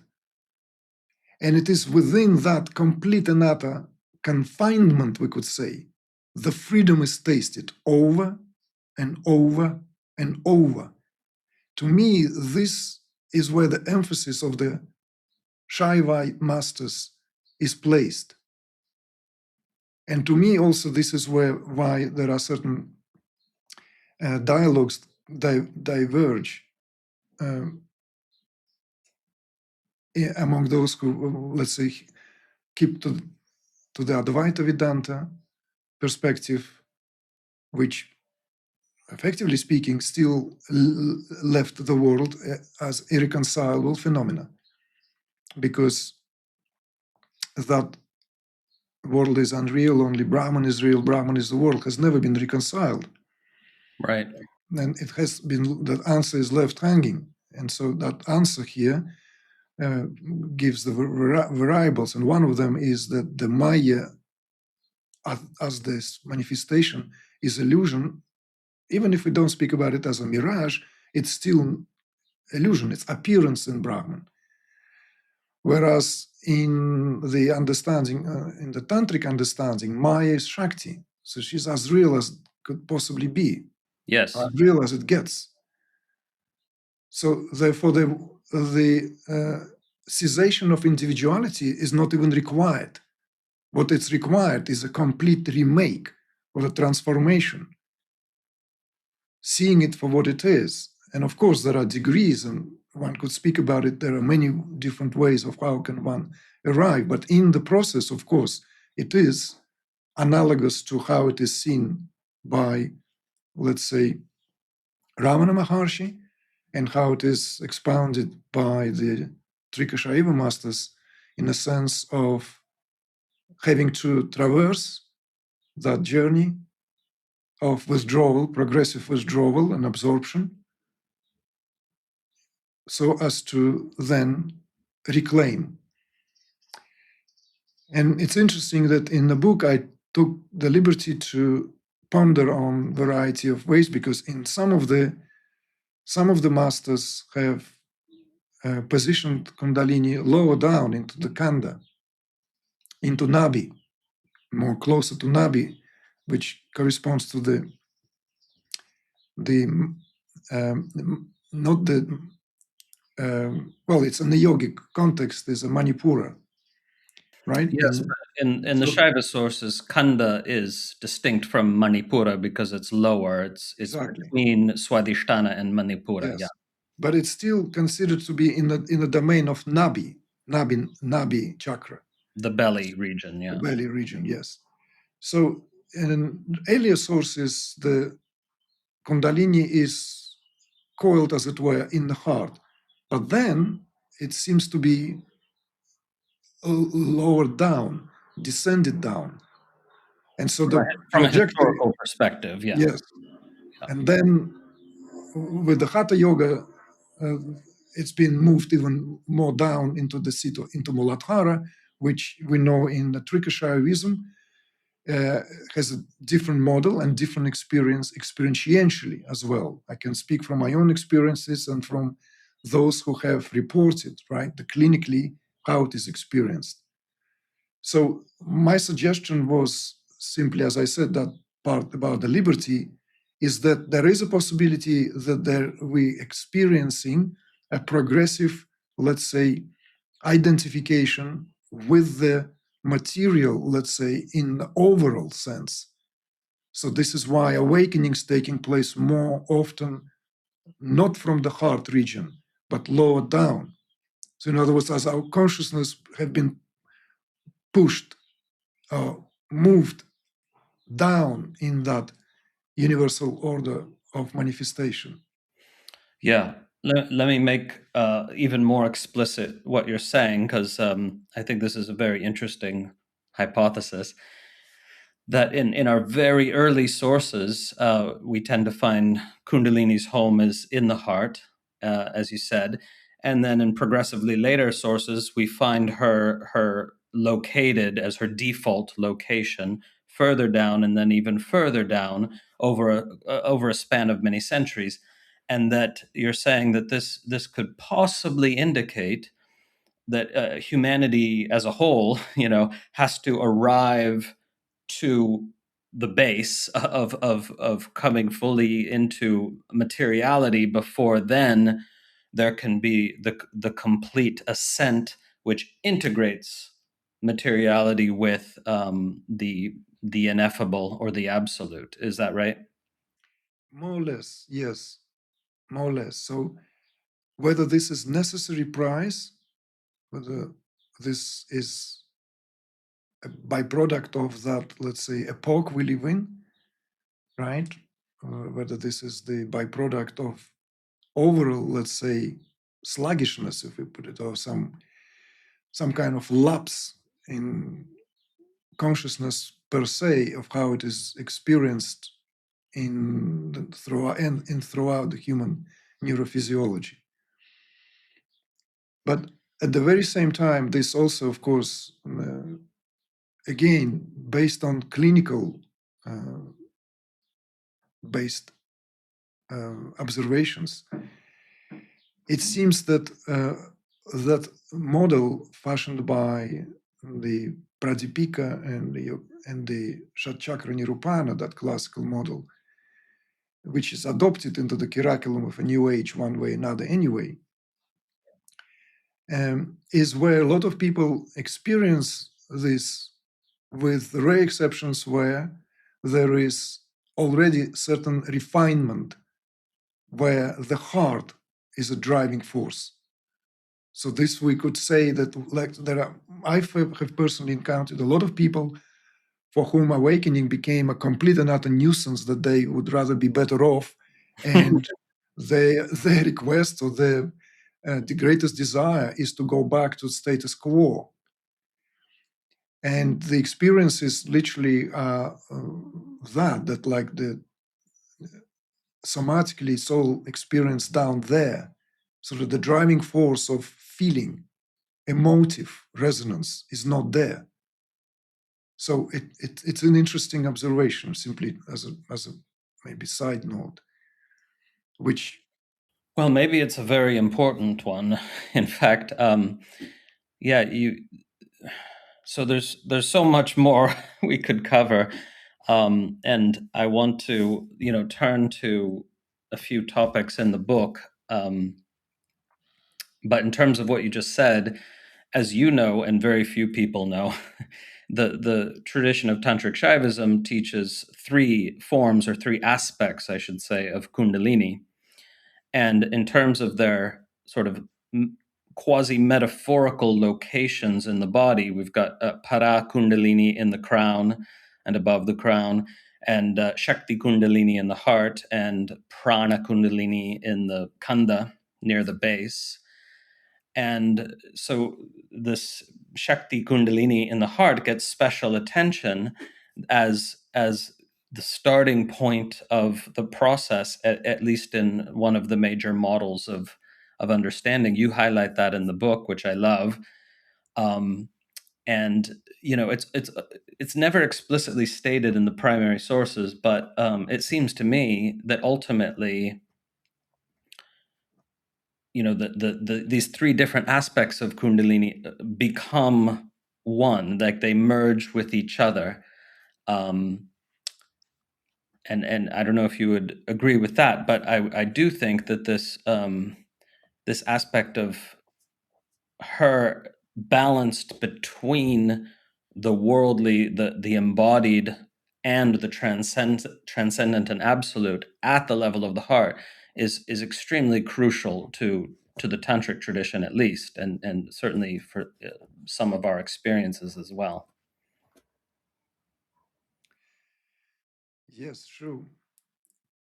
Well,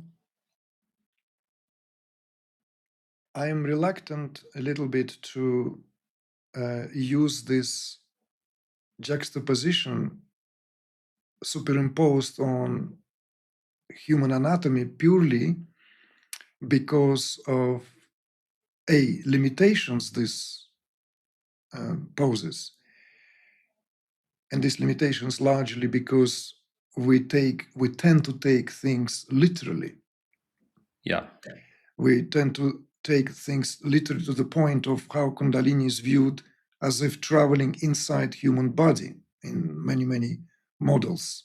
And Right. for that reason, there was a conscious decision not to illustrate book with any diagrams. Because at some point I've been asked, as an artist by training, wouldn't it be wonderful to have some drawings, some diagrams? And I sat with this idea, and I decided that this is not what I would like here to really be communicated. And I'm very both pleased and humbled. And yes, I would say feel satisfied that you have picked the poetic aspect. Because to me, it's more important that the book communicates something at the vibratory level rather than pictorial level, despite all my background as a visual artist. So something that is more picked at the level of cadence, rhythm, frequency, meter, rather than at the level of, let's say, pictorial representation, which is always immediately solidifies and tends to have this, well, one-sided understanding, because when we say the head or the crown, the heart, the base, superimposed on anatomy, we begin to view this process in strictly anatomical sense of its correspondence, whereas the head or the crown can be spoken of as abode of, let's say, as heavenly abode. Yes. Literally, right? Yes. The lower chakras as the manifestation, the realm of manifestation. So to me, the model of manifestation itself, the model of the tattvas, is more applicable. So in other words, realm of pure awareness or pure realm, the psychic realm, and the manifested physical realm. Here, physical also taken with a pinch of salt, because physical in the sense of what and how universe is made. So this, let's say, if we are to speak about that, then of course we speak of the anthropomorphic body. We speak about here the cosmic body. If we are to speak of the cosmic body, then yes, this would be the way that three-in-one nature of Kundalini, Para, Shakti or Chit Kundalini and Prana Kundalini. And what also felt for me very important to emphasize and make it accessible to the reader, because it also has this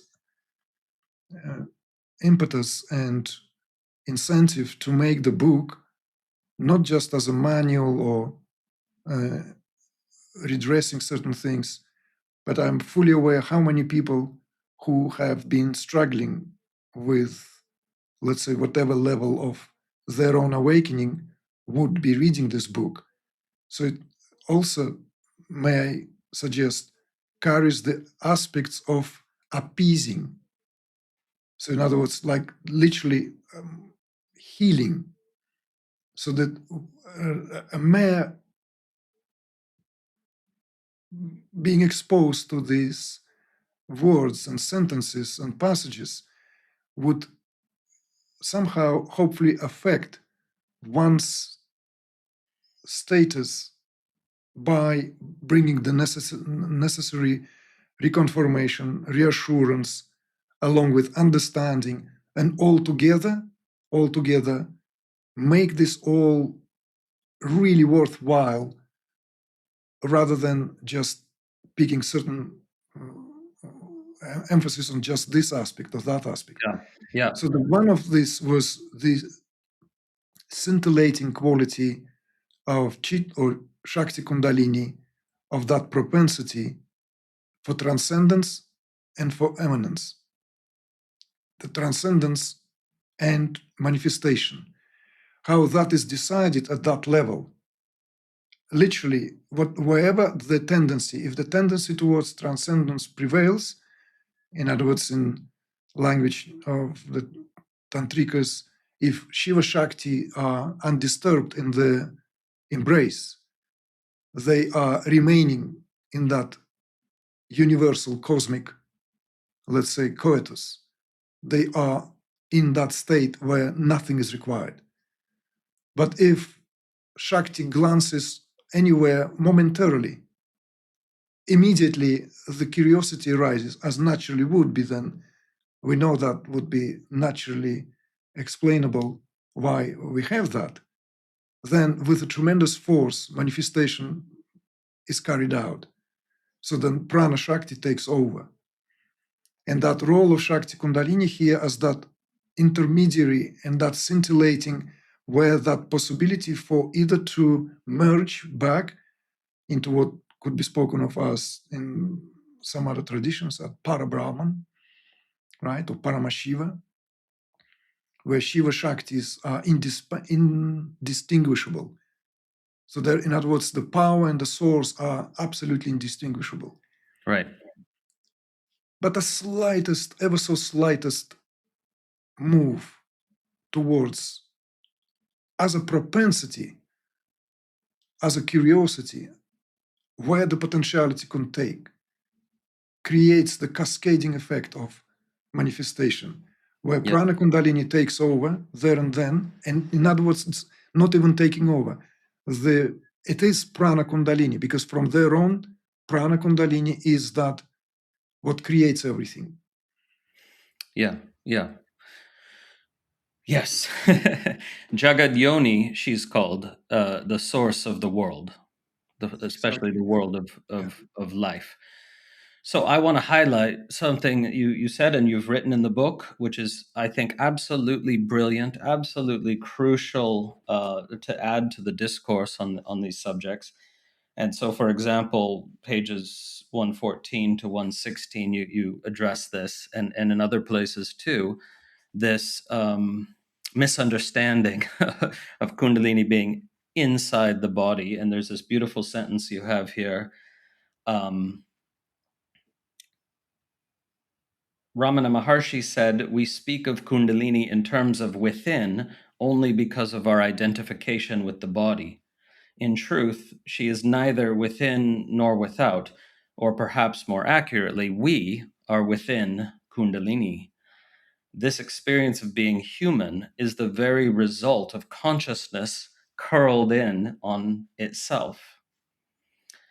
So that's beautifully stated. And I think it's absolutely right that if somebody misunderstands Kundalini as being within the body, then it's a way, just that very misunderstanding can sometimes slightly dampen the process, or be some kind of a hindrance.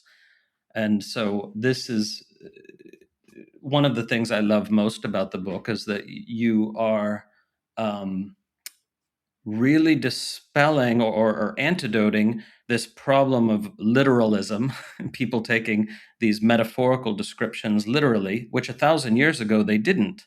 They weren't literalists. They didn't have the same problem, So that Kundalini doesn't exist at some specific location in the body. It's more a discussion about where we experience her movements somatically, and where they seem to arise from or merge back into. And I completely agree with what you said about the problem of localizing the three aspects in the body. And indeed, it's that's why when we explore the reality of embodiment, we have to experience that the base of the body is earth, right? And the crown is heavenly realms. And the reason the heart is so crucial, I would say, is it's that meeting point. It's like where earth and heaven meet. That's where the divine incarnates as human, and that's the heart. Does that accord with your view or experience? Beautiful. Yeah, that's very much. It's like I'm hearing it back. It's very, that heart is the Christian Vesica Pisces, the overlapping of two circles that create that fish-like shape. That literally the overlapping here is not just overlapping per se, but the overlapping is the balancing. This is where literally the heaven and earth are balanced at. Yes. So, and therefore human being here as the guardian, right, that placed in the Garden of Eden, it is a very beautiful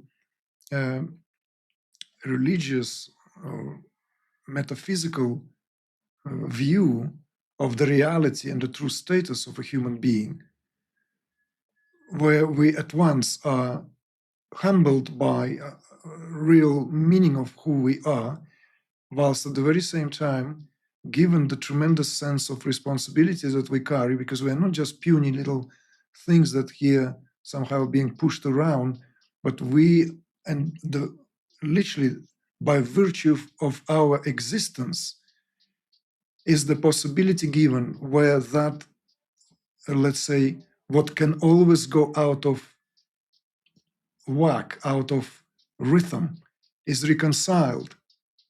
So this, we could also find allusions to that in so many various different cultures. And it is very beautiful, of course, in a sense of how Tantra views this, because the positivistic view of the teachings of Rahasaya, that in itself is that all-embracing, things are put together and given a fusion, a given literally that equal viewing, equal sensing, equal tasting, for the purpose of literally, if we are to now speak about the what here in metaphysical sense distinguishes us from the rest of creation, is that what has the capacity to balance and restore. So this is not a just some kind of existential affair of existential philosophy of like circumambulating one's belly about one's purpose in life or lack of thereof. But it's repositioning ourselves at once, reminding of ourselves of our true status, which comes with responsibility, and at the same time were the beauty of it all. So this, yes, it's yeah. I don't know what else can be added to the. No, that's perfect. And I wanted to read a very powerful sentence from the book, because I think this perfectly summarizes like the whole journey of Kundalini. Not that it has a full stop, once again, but you say here, it is as though the Shakti, the power, appeases an innate aesthetic sensibility by undergoing a self-immolating transfiguration, mirrored in turn by a grace-bestowing, self-beatifying metamorphosis. And it seems to me that's one of the most important sentences in the book, because that's just, in one sentence, encapsulating this whole incredible movement. And it seems to describe your personal journey as well. And this also echoes that very, we could say, grand ethos of Indic civilization, where that act of sacrifice, which is so important to the people of Indian subcontinent, through the dismembering of Prajapati, who literally sacrifices that oneness, that unity, so Yeah, that in the Vedic. diversity, multiplicity can take. Yeah. And that act lays the sediment to all the longing that we all experience, because we are the echo of that original sacrifice. And it is through us that sacrifice meant to be carried back to the original unity to restore it. So the very meaning of yagya, the very meaning of that sacrificial offering, when taken outside of this understanding, becomes just a ritual bereft of a true measure of what it carries. So this was my attempt to put it in the language of that, what it's self-immolating. And in that rediscovery, be self-beatifying, because this is literally how it is being experienced, and how I see this, how it echoes that very, very Indian ethos of sacrifice, and what we all are, like indebted to that. In a way, this experience, this individual that pocketed, right, that savoring this experience so tangibly, is the greatest gift one can ever have. Whilst at the very same time, it's the greatest pain. All the pain in the world comes from that as well. So you can see how it mirrored here in both ways, the big picture, and that what every human being can relate as well. Yeah. Yeah. So it's through sacrificing yourself, right? If you surrender to the full blown Kundalini process, you are sacrificing yourself, and probably you don't have the option, but it feels more wonderful when you're participating instead of resisting. And that self-sacrifice of the person you thought you were then opens the door to this possibility of this transfigured and beatified life, in which the personal identity as a locus of selfhood has been obliterated, and yet the aliveness that's experienced in every aspect of our humanity is greatly enhanced. Is that accurate way of describing it? Yes, we could describe it that way, for sure. We can also see this also as a maturation of the soul, as a good friend of mine often speaks of, as Stuart Savatsky puts it. And he uses that language purposefully to communicate that to the Western audiences who are not familiar, let's say, with Indian culture per se, Indian ethos, or let alone philosophy. So this is a full arc of being human. So it requires this process, just as the growing pains of, let's say, we encounter in our teenage years when we kiss goodbye our childhood with all its miraculous, sort of dreamy, careless existence. We sudden, when we are totally in the moment, and then we are thrusted into the world of, the bodily love, right? Of all that, what makes us uncertain in our skin. And this is not unlike that. We should see these stages of man, phases of man as well, here reflected. It cannot be otherwise.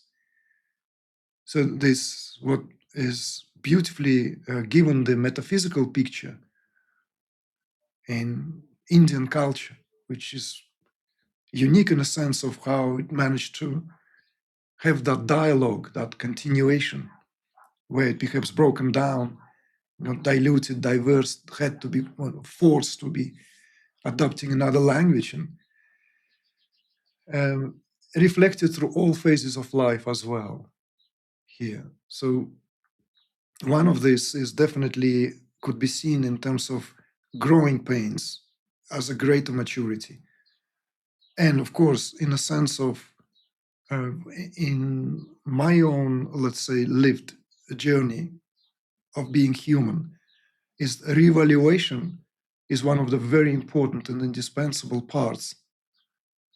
And this is why I felt compelled to bring this and to speak this, because I have seen all too often how that most precious, let's say, asset of who we are is being seen as, let's say, a wasteful affair in exchange of half-baked, even if half-baked, it's not even half-baked, very often some mental ideation about how one ought to live spiritual life. So for me, it feels very, very privileged and important at once to communicate this understanding. Yeah, even the progressive spiritual communities, it's like most of them, maybe all of them, I don't know, they seem to, in some ways, whether explicitly or implicitly, marginalize or dismiss or exile certain aspects of our humanity for the sake of an ideology of, the notion of spirit or spirituality, which seems a tragedy, isn't it? Well, yes, it's certainly derailed many people out there. Derailing now as we speak. Derailing. Some people, of course, are born with this renunciate stricken them, and no doubt some people are much more cerebral as well. Some people just. But what becomes not good is when people are thrown on the side of, being sidetracked, or let alone become a roadkill on our way to enlightenment, because it's full of those who have inadvertently somehow being maybe given the wrong perspective, which emphasized in a given moment in time that what is a phase, no doubt, inseparable, part and parcel, but not the destination. The destination is not to, because if that was the destination, the teaching sooner or later would have emphasized exiting the body as soon as possible, right? Yes. And indeed, there are pre-tantric forms of Shaivism that taught exactly that. how to do a sadhana that culminates within, a few months or a year with exit from the body. So that's what Tantra, arose partially in reaction to, right? And as far as I know, non-dual Tantric Shaivism is the only spiritual tradition in the world to truly not negate or exile any aspect of our humanity, and that's an extraordinary thing. So and yet there's many people who are trying to follow something they're calling tantra, right? And there's still subtle strategies of demonizing or dismissing some aspect of our lived human experience. Which, of course, I think you agree, is not to say that everything's fine just as it is, right? Because we're given these tools to skillfully work with all the aspects of our humanity to integrate them into awareness of what we fundamentally are, which is different from just saying everything's fine just like it is. Everything is included, nothing is negated, but it also needs to be integrated. Would you agree with that summary? Oh, yes, I want to bring words of Maharishi Mahesh Yogi, or rather his response to when someone asked in after one of the discourses on non-dual nature of reality of it all, kind of asked, well, Maharishi, if everything is fine, if everything as it meant to be, why are we doing all this? And Maharishi simply responds, because this is also as it meant to be. Yeah. And simplified it to the, so whenever we are faced with paradox, and this is a paradox, it meant to be simply, or rather it shows there and then that this is the true thing, because paradox signals that something is not following the usual pattern of thought processes. And so, and also to what you said earlier just now, for so many people, it is very important to get that understanding as soon as possible, is that what is the highest aspiration of their lives. And if one is honest and truly honest, then the highest aspiration is to really be happy in this particular embodiment, find fulfillment of that. Very far few between people who have no aspirations whatsoever and they want to exit or transcend this. It's not in the nature of most human beings, and we have to be honest about this. But somehow this has been played with, tapered with, and in some cases even played with. So therefore, this division, it creates the division. It creates this divisive.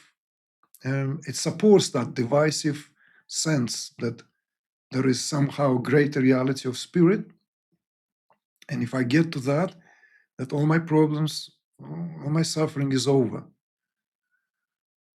Whereas all this meant to be lived amidst of all, in the midst of all of that. And that's what the beauty of Tantra as well. It's unapologetically here and now.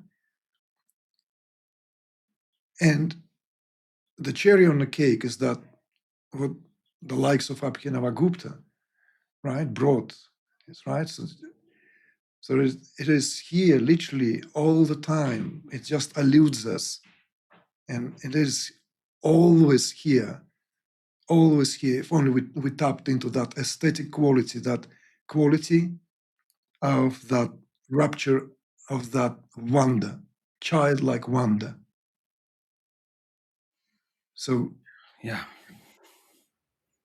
The Camatkāra, as you highlighted earlier.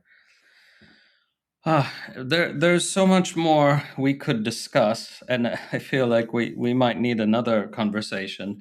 It would be interesting to get into the different aspects or phases of awakening at some point with you, that which is a whole teaching within the Trika tradition that's a lot of people aren't aware of, and I want to get your view on that. But in the interests of time, I think it's more responsible vis-a-vis the listeners to highlight something you point out in the book, which is hugely important, which is the difference between pranotana and properly awakened Kundalini. And the reason I want to highlight this is because we do have, countless people out there making claims. I had Kundalini awakening, and perhaps even thinking themselves enlightened or something like that. And so you point out how important this distinction is, where pranotana is simply the activation and perhaps also rising of the pranic, the life force energy. And that activation can be extremely intense, powerful, and look indistinguishable from a Kundalini awakening, in fact. And indeed is itself part of a genuine and authentic awakening. But you rightly, in my view, you say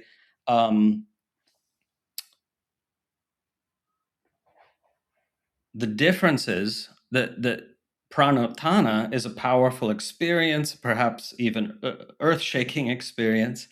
But in true Kundalini awakening, there is a total remaking of the individual from the ground up, the dissolution of the former self, not an enhancement, not a subtle polish or upgrade, but a fundamental reconstitution, the end of who one took oneself to be. All faculties are altered. One's sense of subjectivity and world is irrevocably changed. Beautifully stated. And I think crucially important, because when what's really happened is just the pranotana, then it becomes incorporated into people's spiritual ego. Whereas if it's the true Kundalini awakening, that aspect of ego, right, that self-conceit is utterly obliterated in the process. And so, I think, you go on to say, the true criterion is unmistakable. After Kundalini has completed her ascent and descent, the being is not the same. The process may unfold gradually or suddenly, but once Kundalini awakens in full, she does not return the same way. And so, yeah, I don't know if you want to add anything to that, but I just wanted to read a little bit of that out, this important section from page 99 to 101, because hopefully it will serve as a corrective to this rampant misunderstanding where virtually any extreme energetic experience or life upheaval is attributed to Kundalini, and we want to honor her fully and not cheapen her with that misattribution.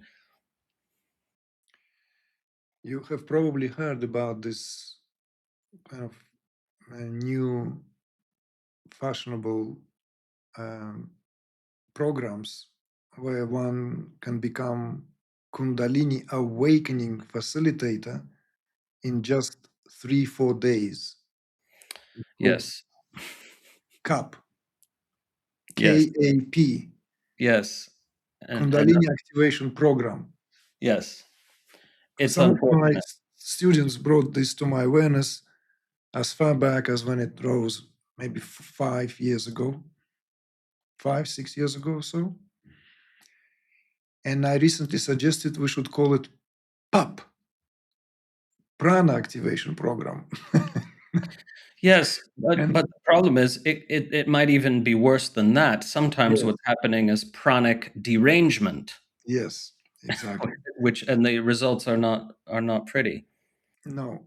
And also this, well, maybe I'll leave the Reiki now out because this also been observed and documented when the Reiki methodology was introduced, and now it's many, many years ago. But to that importance of that distinction, as you rightly pointed out, which now becomes almost, people speak about it as going on, I don't know, on a vacation and coming back with a trophy or with some souvenir, literally becomes ridiculous. The distinction here also is that in the case of pranatana, the main, let's say, benefits of pranatana, because we shouldn't diminish the importance of that, is that it's a grand healing. It's really, really can be extraordinarily healing for a variety of alignments, and it definitely enhances individual capacities in many ways. But it falls short, if we are to give it a clinical analysis, of Kundalini proper process, because it does not accompany the process of unplugging or rewiring. So in other words, synaptic connections are not unplugged in pranatana. They remain intact. And that's what here keeps in check the notion of an individual, because our notion of an individual is inseparable here from the bioelectric activity which is formed in the years when we get that sense of who we are in the parameters of this biology and psychology. So this is literally a very subtle, very nuanced and subtle process of self-imposed boundaries, we could say, that is part and parcel of growing up, even physically, and then more so psychologically, where these boundaries are acting both as a buffer zone to protect ourselves from, let's say, being thrown to and fro. So that these boundaries create the possibility for a certain sense of our direction in life, what we stand for, who we are. So it's necessary, absolutely, for functioning in any way, in any society. And Kundalini, of course, disrupts this greatly. And this is what makes Kundalini unapologetically different, much more volatile, but at the very same time, incomparable in a sense of what it comprised of as a whole process. Because it's only through the unplugging and rewiring that the sense of total loss of the temporal parameters fall away. And this falling away of these parameters, of course, is experienced as that a very uneasy, eerie sense of free fall, no longer knowing what one is, where one is, all this framework of what otherwise carefully constructed sense of self is constantly propagated, at least in a given phase, is given a shudder. And of course, pranatana falls short of that. It doesn't, let's say, if you are to use that, assault the sense of self. So therefore, it always feels as an enhancement. And that's why all the dialogues, sharing, all the social media buzz is that, okay, my Kundalini, and now I'm so and so. Like before that, I was already quite something. Or like now I'm like, So this, of course, is a it's a very hopefully, and it's interesting because what I find is that people for whom or who have that sense of sincerity For them, it was a great relief to know that this wasn't a real Kundalini. It answers the questions. For example, why have I gone through all this shaking and movements and this and that, right? Mudras, phase, but I don't feel enlightened. If I'm honest, I'm not feeling like I don't even know if I had major breakthroughs.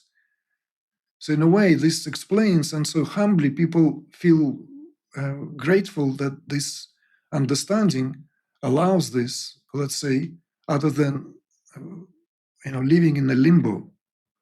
What was it like? If this was Kundalini, why am I not remade? But those in whom the sincerity is lacking, of course, they deny this and like, no, mine is Kundalini, full stop. I know it's Kundalini because of whatever reasons. Yeah, yeah, and I mean, insofar as at the deepest level, Kundalini is the innate intelligence in all life energy, and unfolds, the entire world of our experience. Yeah, But what they're talking about, right, is that aspect of Kundalini that is liberating, is awakening and liberating, and that's what they're claiming. And the it's problematic for so many reasons, right? Because there's a missed opportunity to see, what I did is I had this experience and I formed a concept out of the experience, and I grabbed onto the concept and made it part of my identity, and now I don't want that to be challenged. But that is already the evidence that it wasn't true Kundalini awakening, because there's the self-identity trying to defend itself and justify itself. uh, so And it's at the expense of reinforcing itself. It has to reinforce, it reinforces that. So deep down, it's like no one is fooled here. One just fools oneself simply. It's impossible to. So this is why, in my experience, it's also interesting to see how those in whom that sincere quest, it comes as a source of solace and understanding and yes. explanation, and it gives them this, okay, yes, it's humbling, and at the very same time, okay, so no need for confusion. And so the propensity here, of course, and we don't even speaking about how all this is linked to other aspects, and people get confused by exposure to so many different systems that are totally balloony and like imagined out of thin air, like Kundalini yoga and all that kind of brands that just same like that KAP. It just creates more confusion among sincere people, Yeah. and that's a big problem in itself, in its own way. Yeah. And just to circle back briefly, and maybe we can close with this question of, earlier you said that in Tantric Shaivism, uh, individuality is preserved, or doesn't need to be negated, and that's true in a way and not true in a way, depending on how one interprets the word individuality.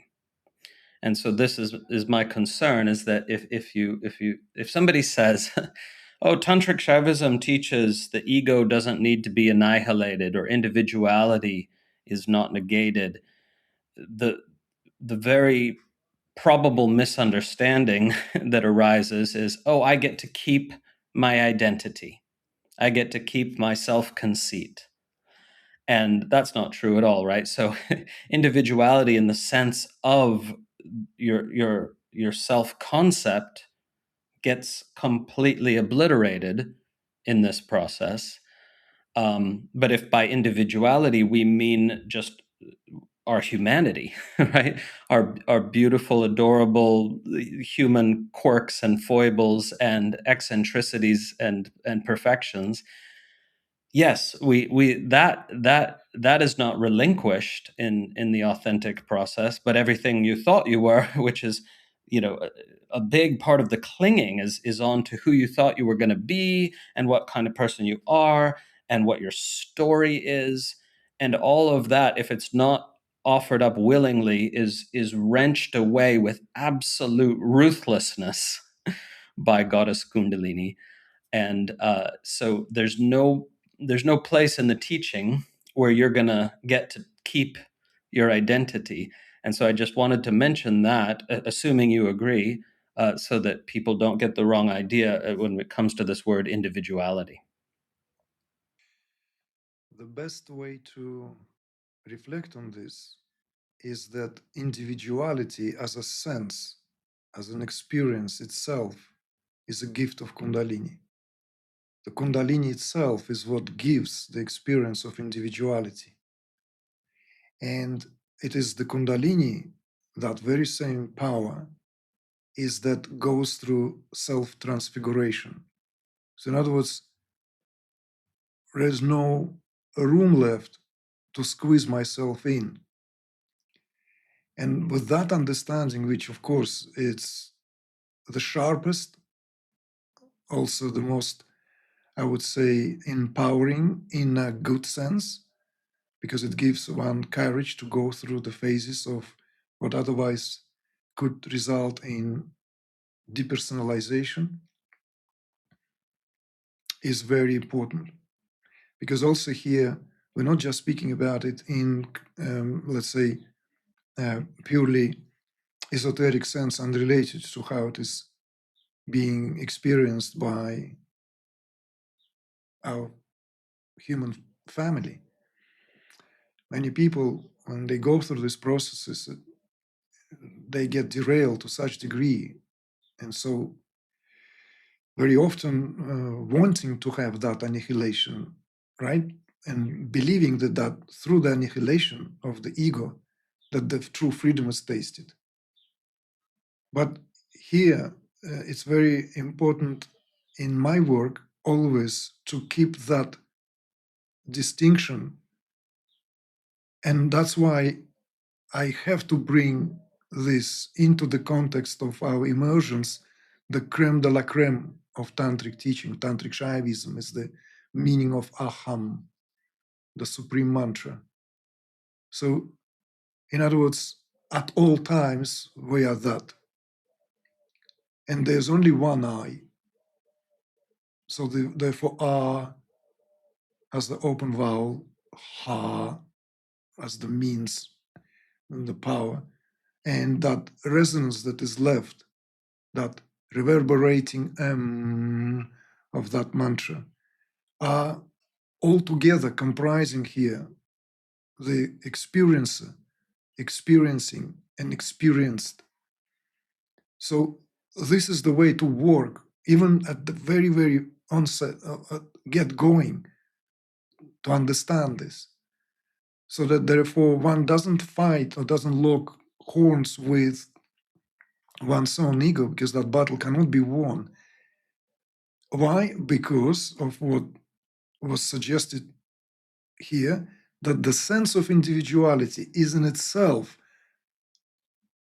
the coiled state of Kundalini, when it falls back onto itself now in that state where it curved onto that what gives rise to this uniqueness of individual experience. And we cannot extricate and separate that. We cannot separate that even if we try. So this is why the beauty of the teaching here is that, spoken of so often, the last step equals to the first step. The first step and the last step absolutely equal. Understanding need to be right from the get-going, the right understanding. And that is rooted in the understanding of Aham.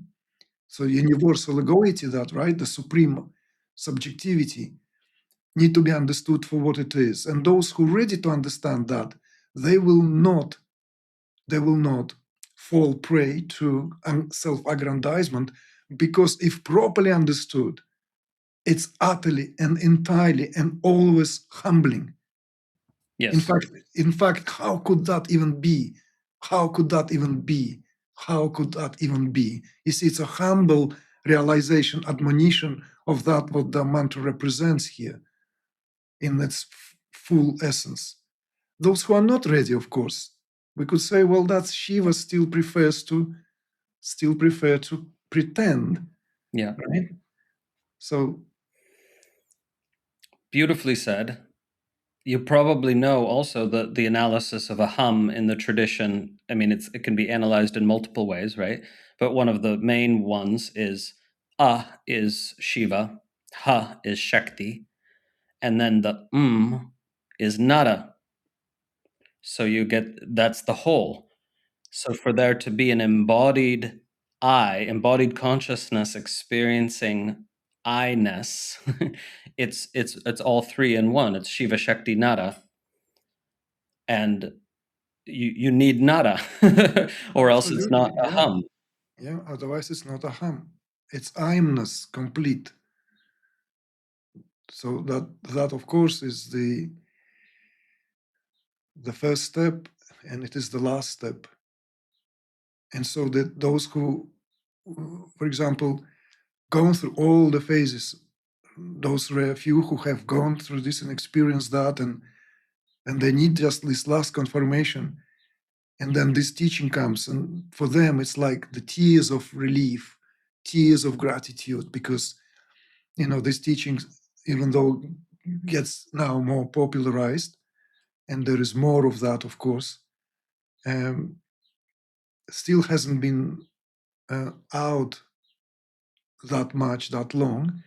And some people, have been exposed to other teachings, the teachings which is based on negation, and they're still kind of waiting for, like, when this wretched sense of myself would go. When would it go? The answer, it cannot go. It's an integral part. An integral dance, the integral part, it cannot go. So what goes here is not that. What goes is a rigid structure where everything revolves around that, what here represents here, that objective field of experience. So in that objective field of experience is that what literally consciousness bounces off. Or we can now freely maybe expand this and just give also a voice so as not to sound too exclusive. In the Brahma Sutras, one of the principal texts on Advaita Vedanta, it says clearly, Brahman is realized through avidya. So the realization of Brahman is through avidya. Why? Well, let's ponder on that why. How can Brahman realize in any other way other than through ignorance? Because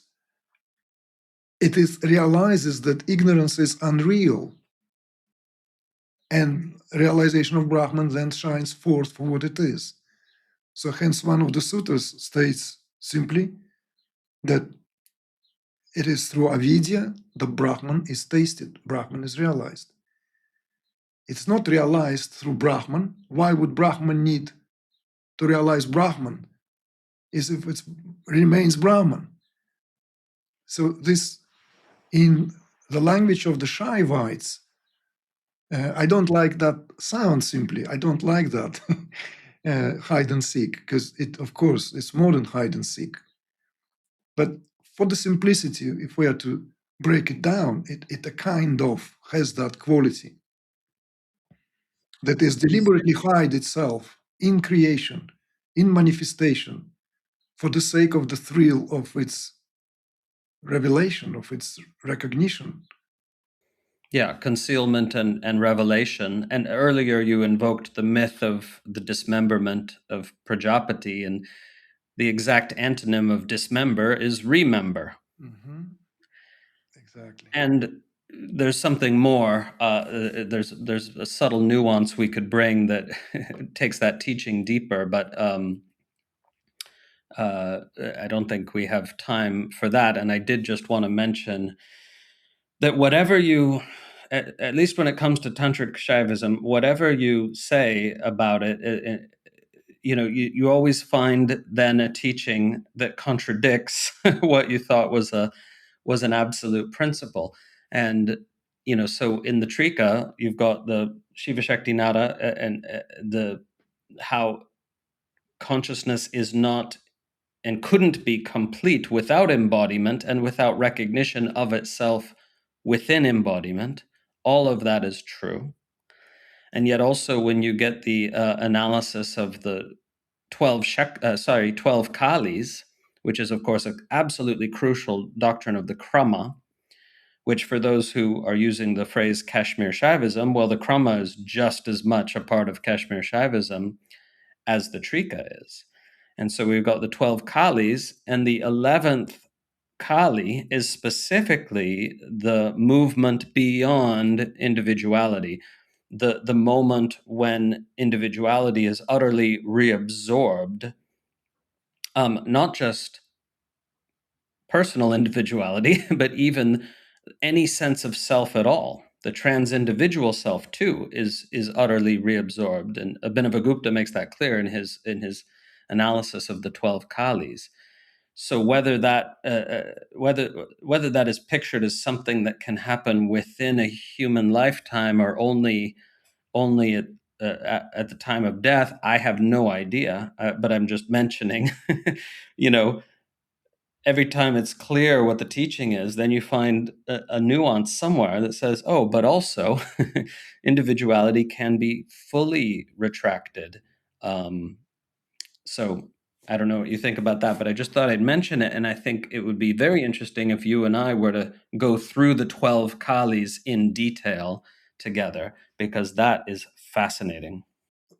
Absolutely would love it. You may also like to know that the summer immersion at one of our regular places we go back to now since 2007 in Germany, northern Germany, Good Sandstorf, the place of stillness, which is a modern monastery, non-religious. It's a spiritual community run by C. Parkin, where I am going to attempt at introducing the basic tenets of Krama. So I would love us to, and I know, and I've heard that you're working on a book right now. Yes. As your next project. So I'm finding that quite serendipitous in the sense of how this hidden germ is remained kind of like eclipsed almost by much more exposed Pratibhā and Spanda equally. Yeah. And but I just wanted to, yes. So first, I would very much welcome that and would like that for us to at some point to sit down and talk to. But what you also yes, when you were mentioning the Abhinavagupta, right, and precise description of the 12 Kalis in relation particularly to the experience of time and presence, which I spoke in the book only in the concluding reflection. When I'm not concluding, the additional parts added literally the last 2 months of just before we submitted the manuscript, these 2 reflections at the very end of the book. There is also experience that I went through, which alluded by Abhinavagupta, that there is a state which is touched in a living body, where if one to remain there longer than Abhinavagupta gives exact minutes, and there are some sources that you might be able to trace to give a more precise, because in some sources I came across 12 minutes. In some other sources, it's much less than that, only 4 or 5 minutes. If yogi is to remain longer in that state, his body literally will be pulverized. Like it will not be able to withstand that what is being experienced. And in the earlier part of our exchanges in this conversation when you asked me to draw this arc of that process. When I was back in London and upon this experience of what I had in still Uzbekistan, which gave me this courage to go through, there was this distinctive phase which I personally mark as an understanding of complete full rising, which took place 3 days in a row, culminating in that what I attempted to speak on 2 occasions in some of my interviews many years ago, when I woke up. In fact, it wasn't even a sitting. In the middle of the night, I had this, suddenly my body sprang up, which was quite common. And the tumultuously loud sound of a stream of inverted kind literally was like a roaring sound of a thunderous kind of nature. Took all this, everything inside, outside, fused it. And I have first witnessed this as a light that was pouring outside, out of myself. And no, sorry, first as I was drawn to that light, and once I merged into that light, there was this distinctive experience as if the light itself coming out of my own being. And this is very difficult to put it into the language. But what I felt is that this, if I were to stay there a little longer, that would be distinctively and utterly decomposition of me into like primal elements. It was not even a cellular experience. It was experience as if I was at the subatomic level. And when all that waned, there was this profound sound of that flute. Profound sound remained for several days with me. And I had to, I went out that very same night. I went out as if following this kind of almost this enchanted state to look for the source of that sound, even though I knew the sound is coming from deep within. But when I read about that, that experience that Abhinavagupta relates to will be lived in the yogi's memory as this utter and entire confirmation of immortality. So now, no matter what happens to this person, the resonance that is left after that experience is there, always remains. And I can subscribe to that utterly and entirely. But at the very same time, this kind of complete and utter unification is, because you did say whether this is possible in a human body. And that's what brought me this as a reminder, that Abhinavagupta marked that this cannot, even in the tradition gives, that only can be experienced for a duration of time and no more, because that would be complete and utter at the expense of the dropping the body. And in which writing of Abhinavagupta did you find this passage?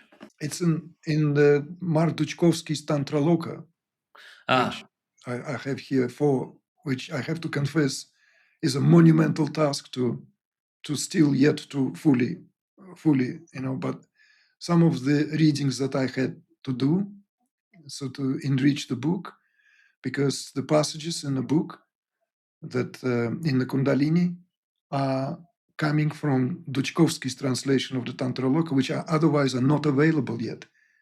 There are no sources yet available of a particular, let's say, I'm sure you will enjoy greatly the part on giving the, well, maybe not necessarily that part, because this is also something we can speak on dedicated occasion, is the 13-fold movements. Oh yes, no, I did. I looked at that. The chakra Vijnana, yes. Vijnana. That's very interesting. And I'm glad you're bringing some attention to that little known text, which, yeah, seems quite important. And we could return to that another time as well. I just want to mention your song of a new goddess at the end of the book is just, it's just beautiful, you know, exquisitely evocative. And you know, some people, I'm afraid some people will try to read your book and think they need to understand everything, and they'll get stuck somewhere halfway or in the middle or something. And so I think you agree that the reader doesn't need to understand everything intellectually. If they were to just keep going, they're going to get everything they need, and maybe what they need is at the end, right? So it would be a pity if they let themselves get stuck by the belief, the false belief that they need to understand everything. Would you agree with that? Oh, I take it as the greatest, I would say, insight into the real. Um, I cannot say purpose because the book is not coming out of the purpose. The book is an organic kind of a rising within itself, even in terms of how it took shape. But once this manuscript was ready, when I was reading it back, and I had to take some distance because crafting it, as you know, as a writer, is a different thing from, let's say, bringing concepts and turning into the language, bringing the necessary angle. What I suddenly felt, and it then became almost the necessity to rewrite the book, and it was a 1 year delay just for that, because I've realized this book needs to be utterly and entirely rewritten in view of it not trying to just say things so that it makes sense, but rather create this uh, resonance in the reader. And that resonance in itself is more important than, let's say, grasping something and, oh, I got it now. So I'm very, very, again, humbled. I'm humbled many times in this discussion. Harish, it's a truly humbling experience to have this, especially you reading back the passages. But that is not at all about understanding and coming out with some kind of goods and clenched in one's fist of understanding, but simply being exposed to that what one's lived uh, reality is, effectively speaking. This was my humble, let's say, intent. And of course, we can only hope it can do what, for those who will find in themselves, right? It's I distinctively also was. It's a balancing act. I didn't want to overburden the book with my own experiences. There are quite few spiritual autobiographies out there, right? That I've read and I'm aware of, and I wanted to make sure that I don't do that. This is not the kind of the book. Mm. So they're precisely introduced and also measured. In fact, I spoke much more today because of your encouragement and invitation than I allowed for it to make the part of the book. Yeah. Yeah. Well, thank you for saying that. And listeners, I'll just give you that really clear encouragement. It was just confirmed by the author. If you don't understand something, if you get stuck, just keep going with this book, because with something like this, there's a transmission that's possible, and trying to parse the meaning of all of the words is what can get in the way of that transmission. So thank you for creating this, and these conversations need to continue. Even though we talked longer than I have with any podcast guest, in a way, we've only scratched the surface. There's so much nuance that could be explored. Um, but I absolutely appreciate what you've shared, and what you're offering to the world. And I'm just delighted to experience your humility, your clarity and focus and dedication to service, balanced by humility. And it's wonderful to meet a kindred spirit on this journey. Well, as the Brits say, that joy is all mine and delight is all mine. I'm glad that we finally met, even in this format. We nearly met in Dubai. Yes, yes, Nearly. And so, yeah. yes. Well, to be continued. Do you have any final thing you want to say to the listeners, or can we just say to be continued? I think to be continued. Really, we've covered so much that I don't want to dilute it now with any final things. Yeah, yeah. Well, thank you, Vamadeva. Thank you, Harish. Thank you.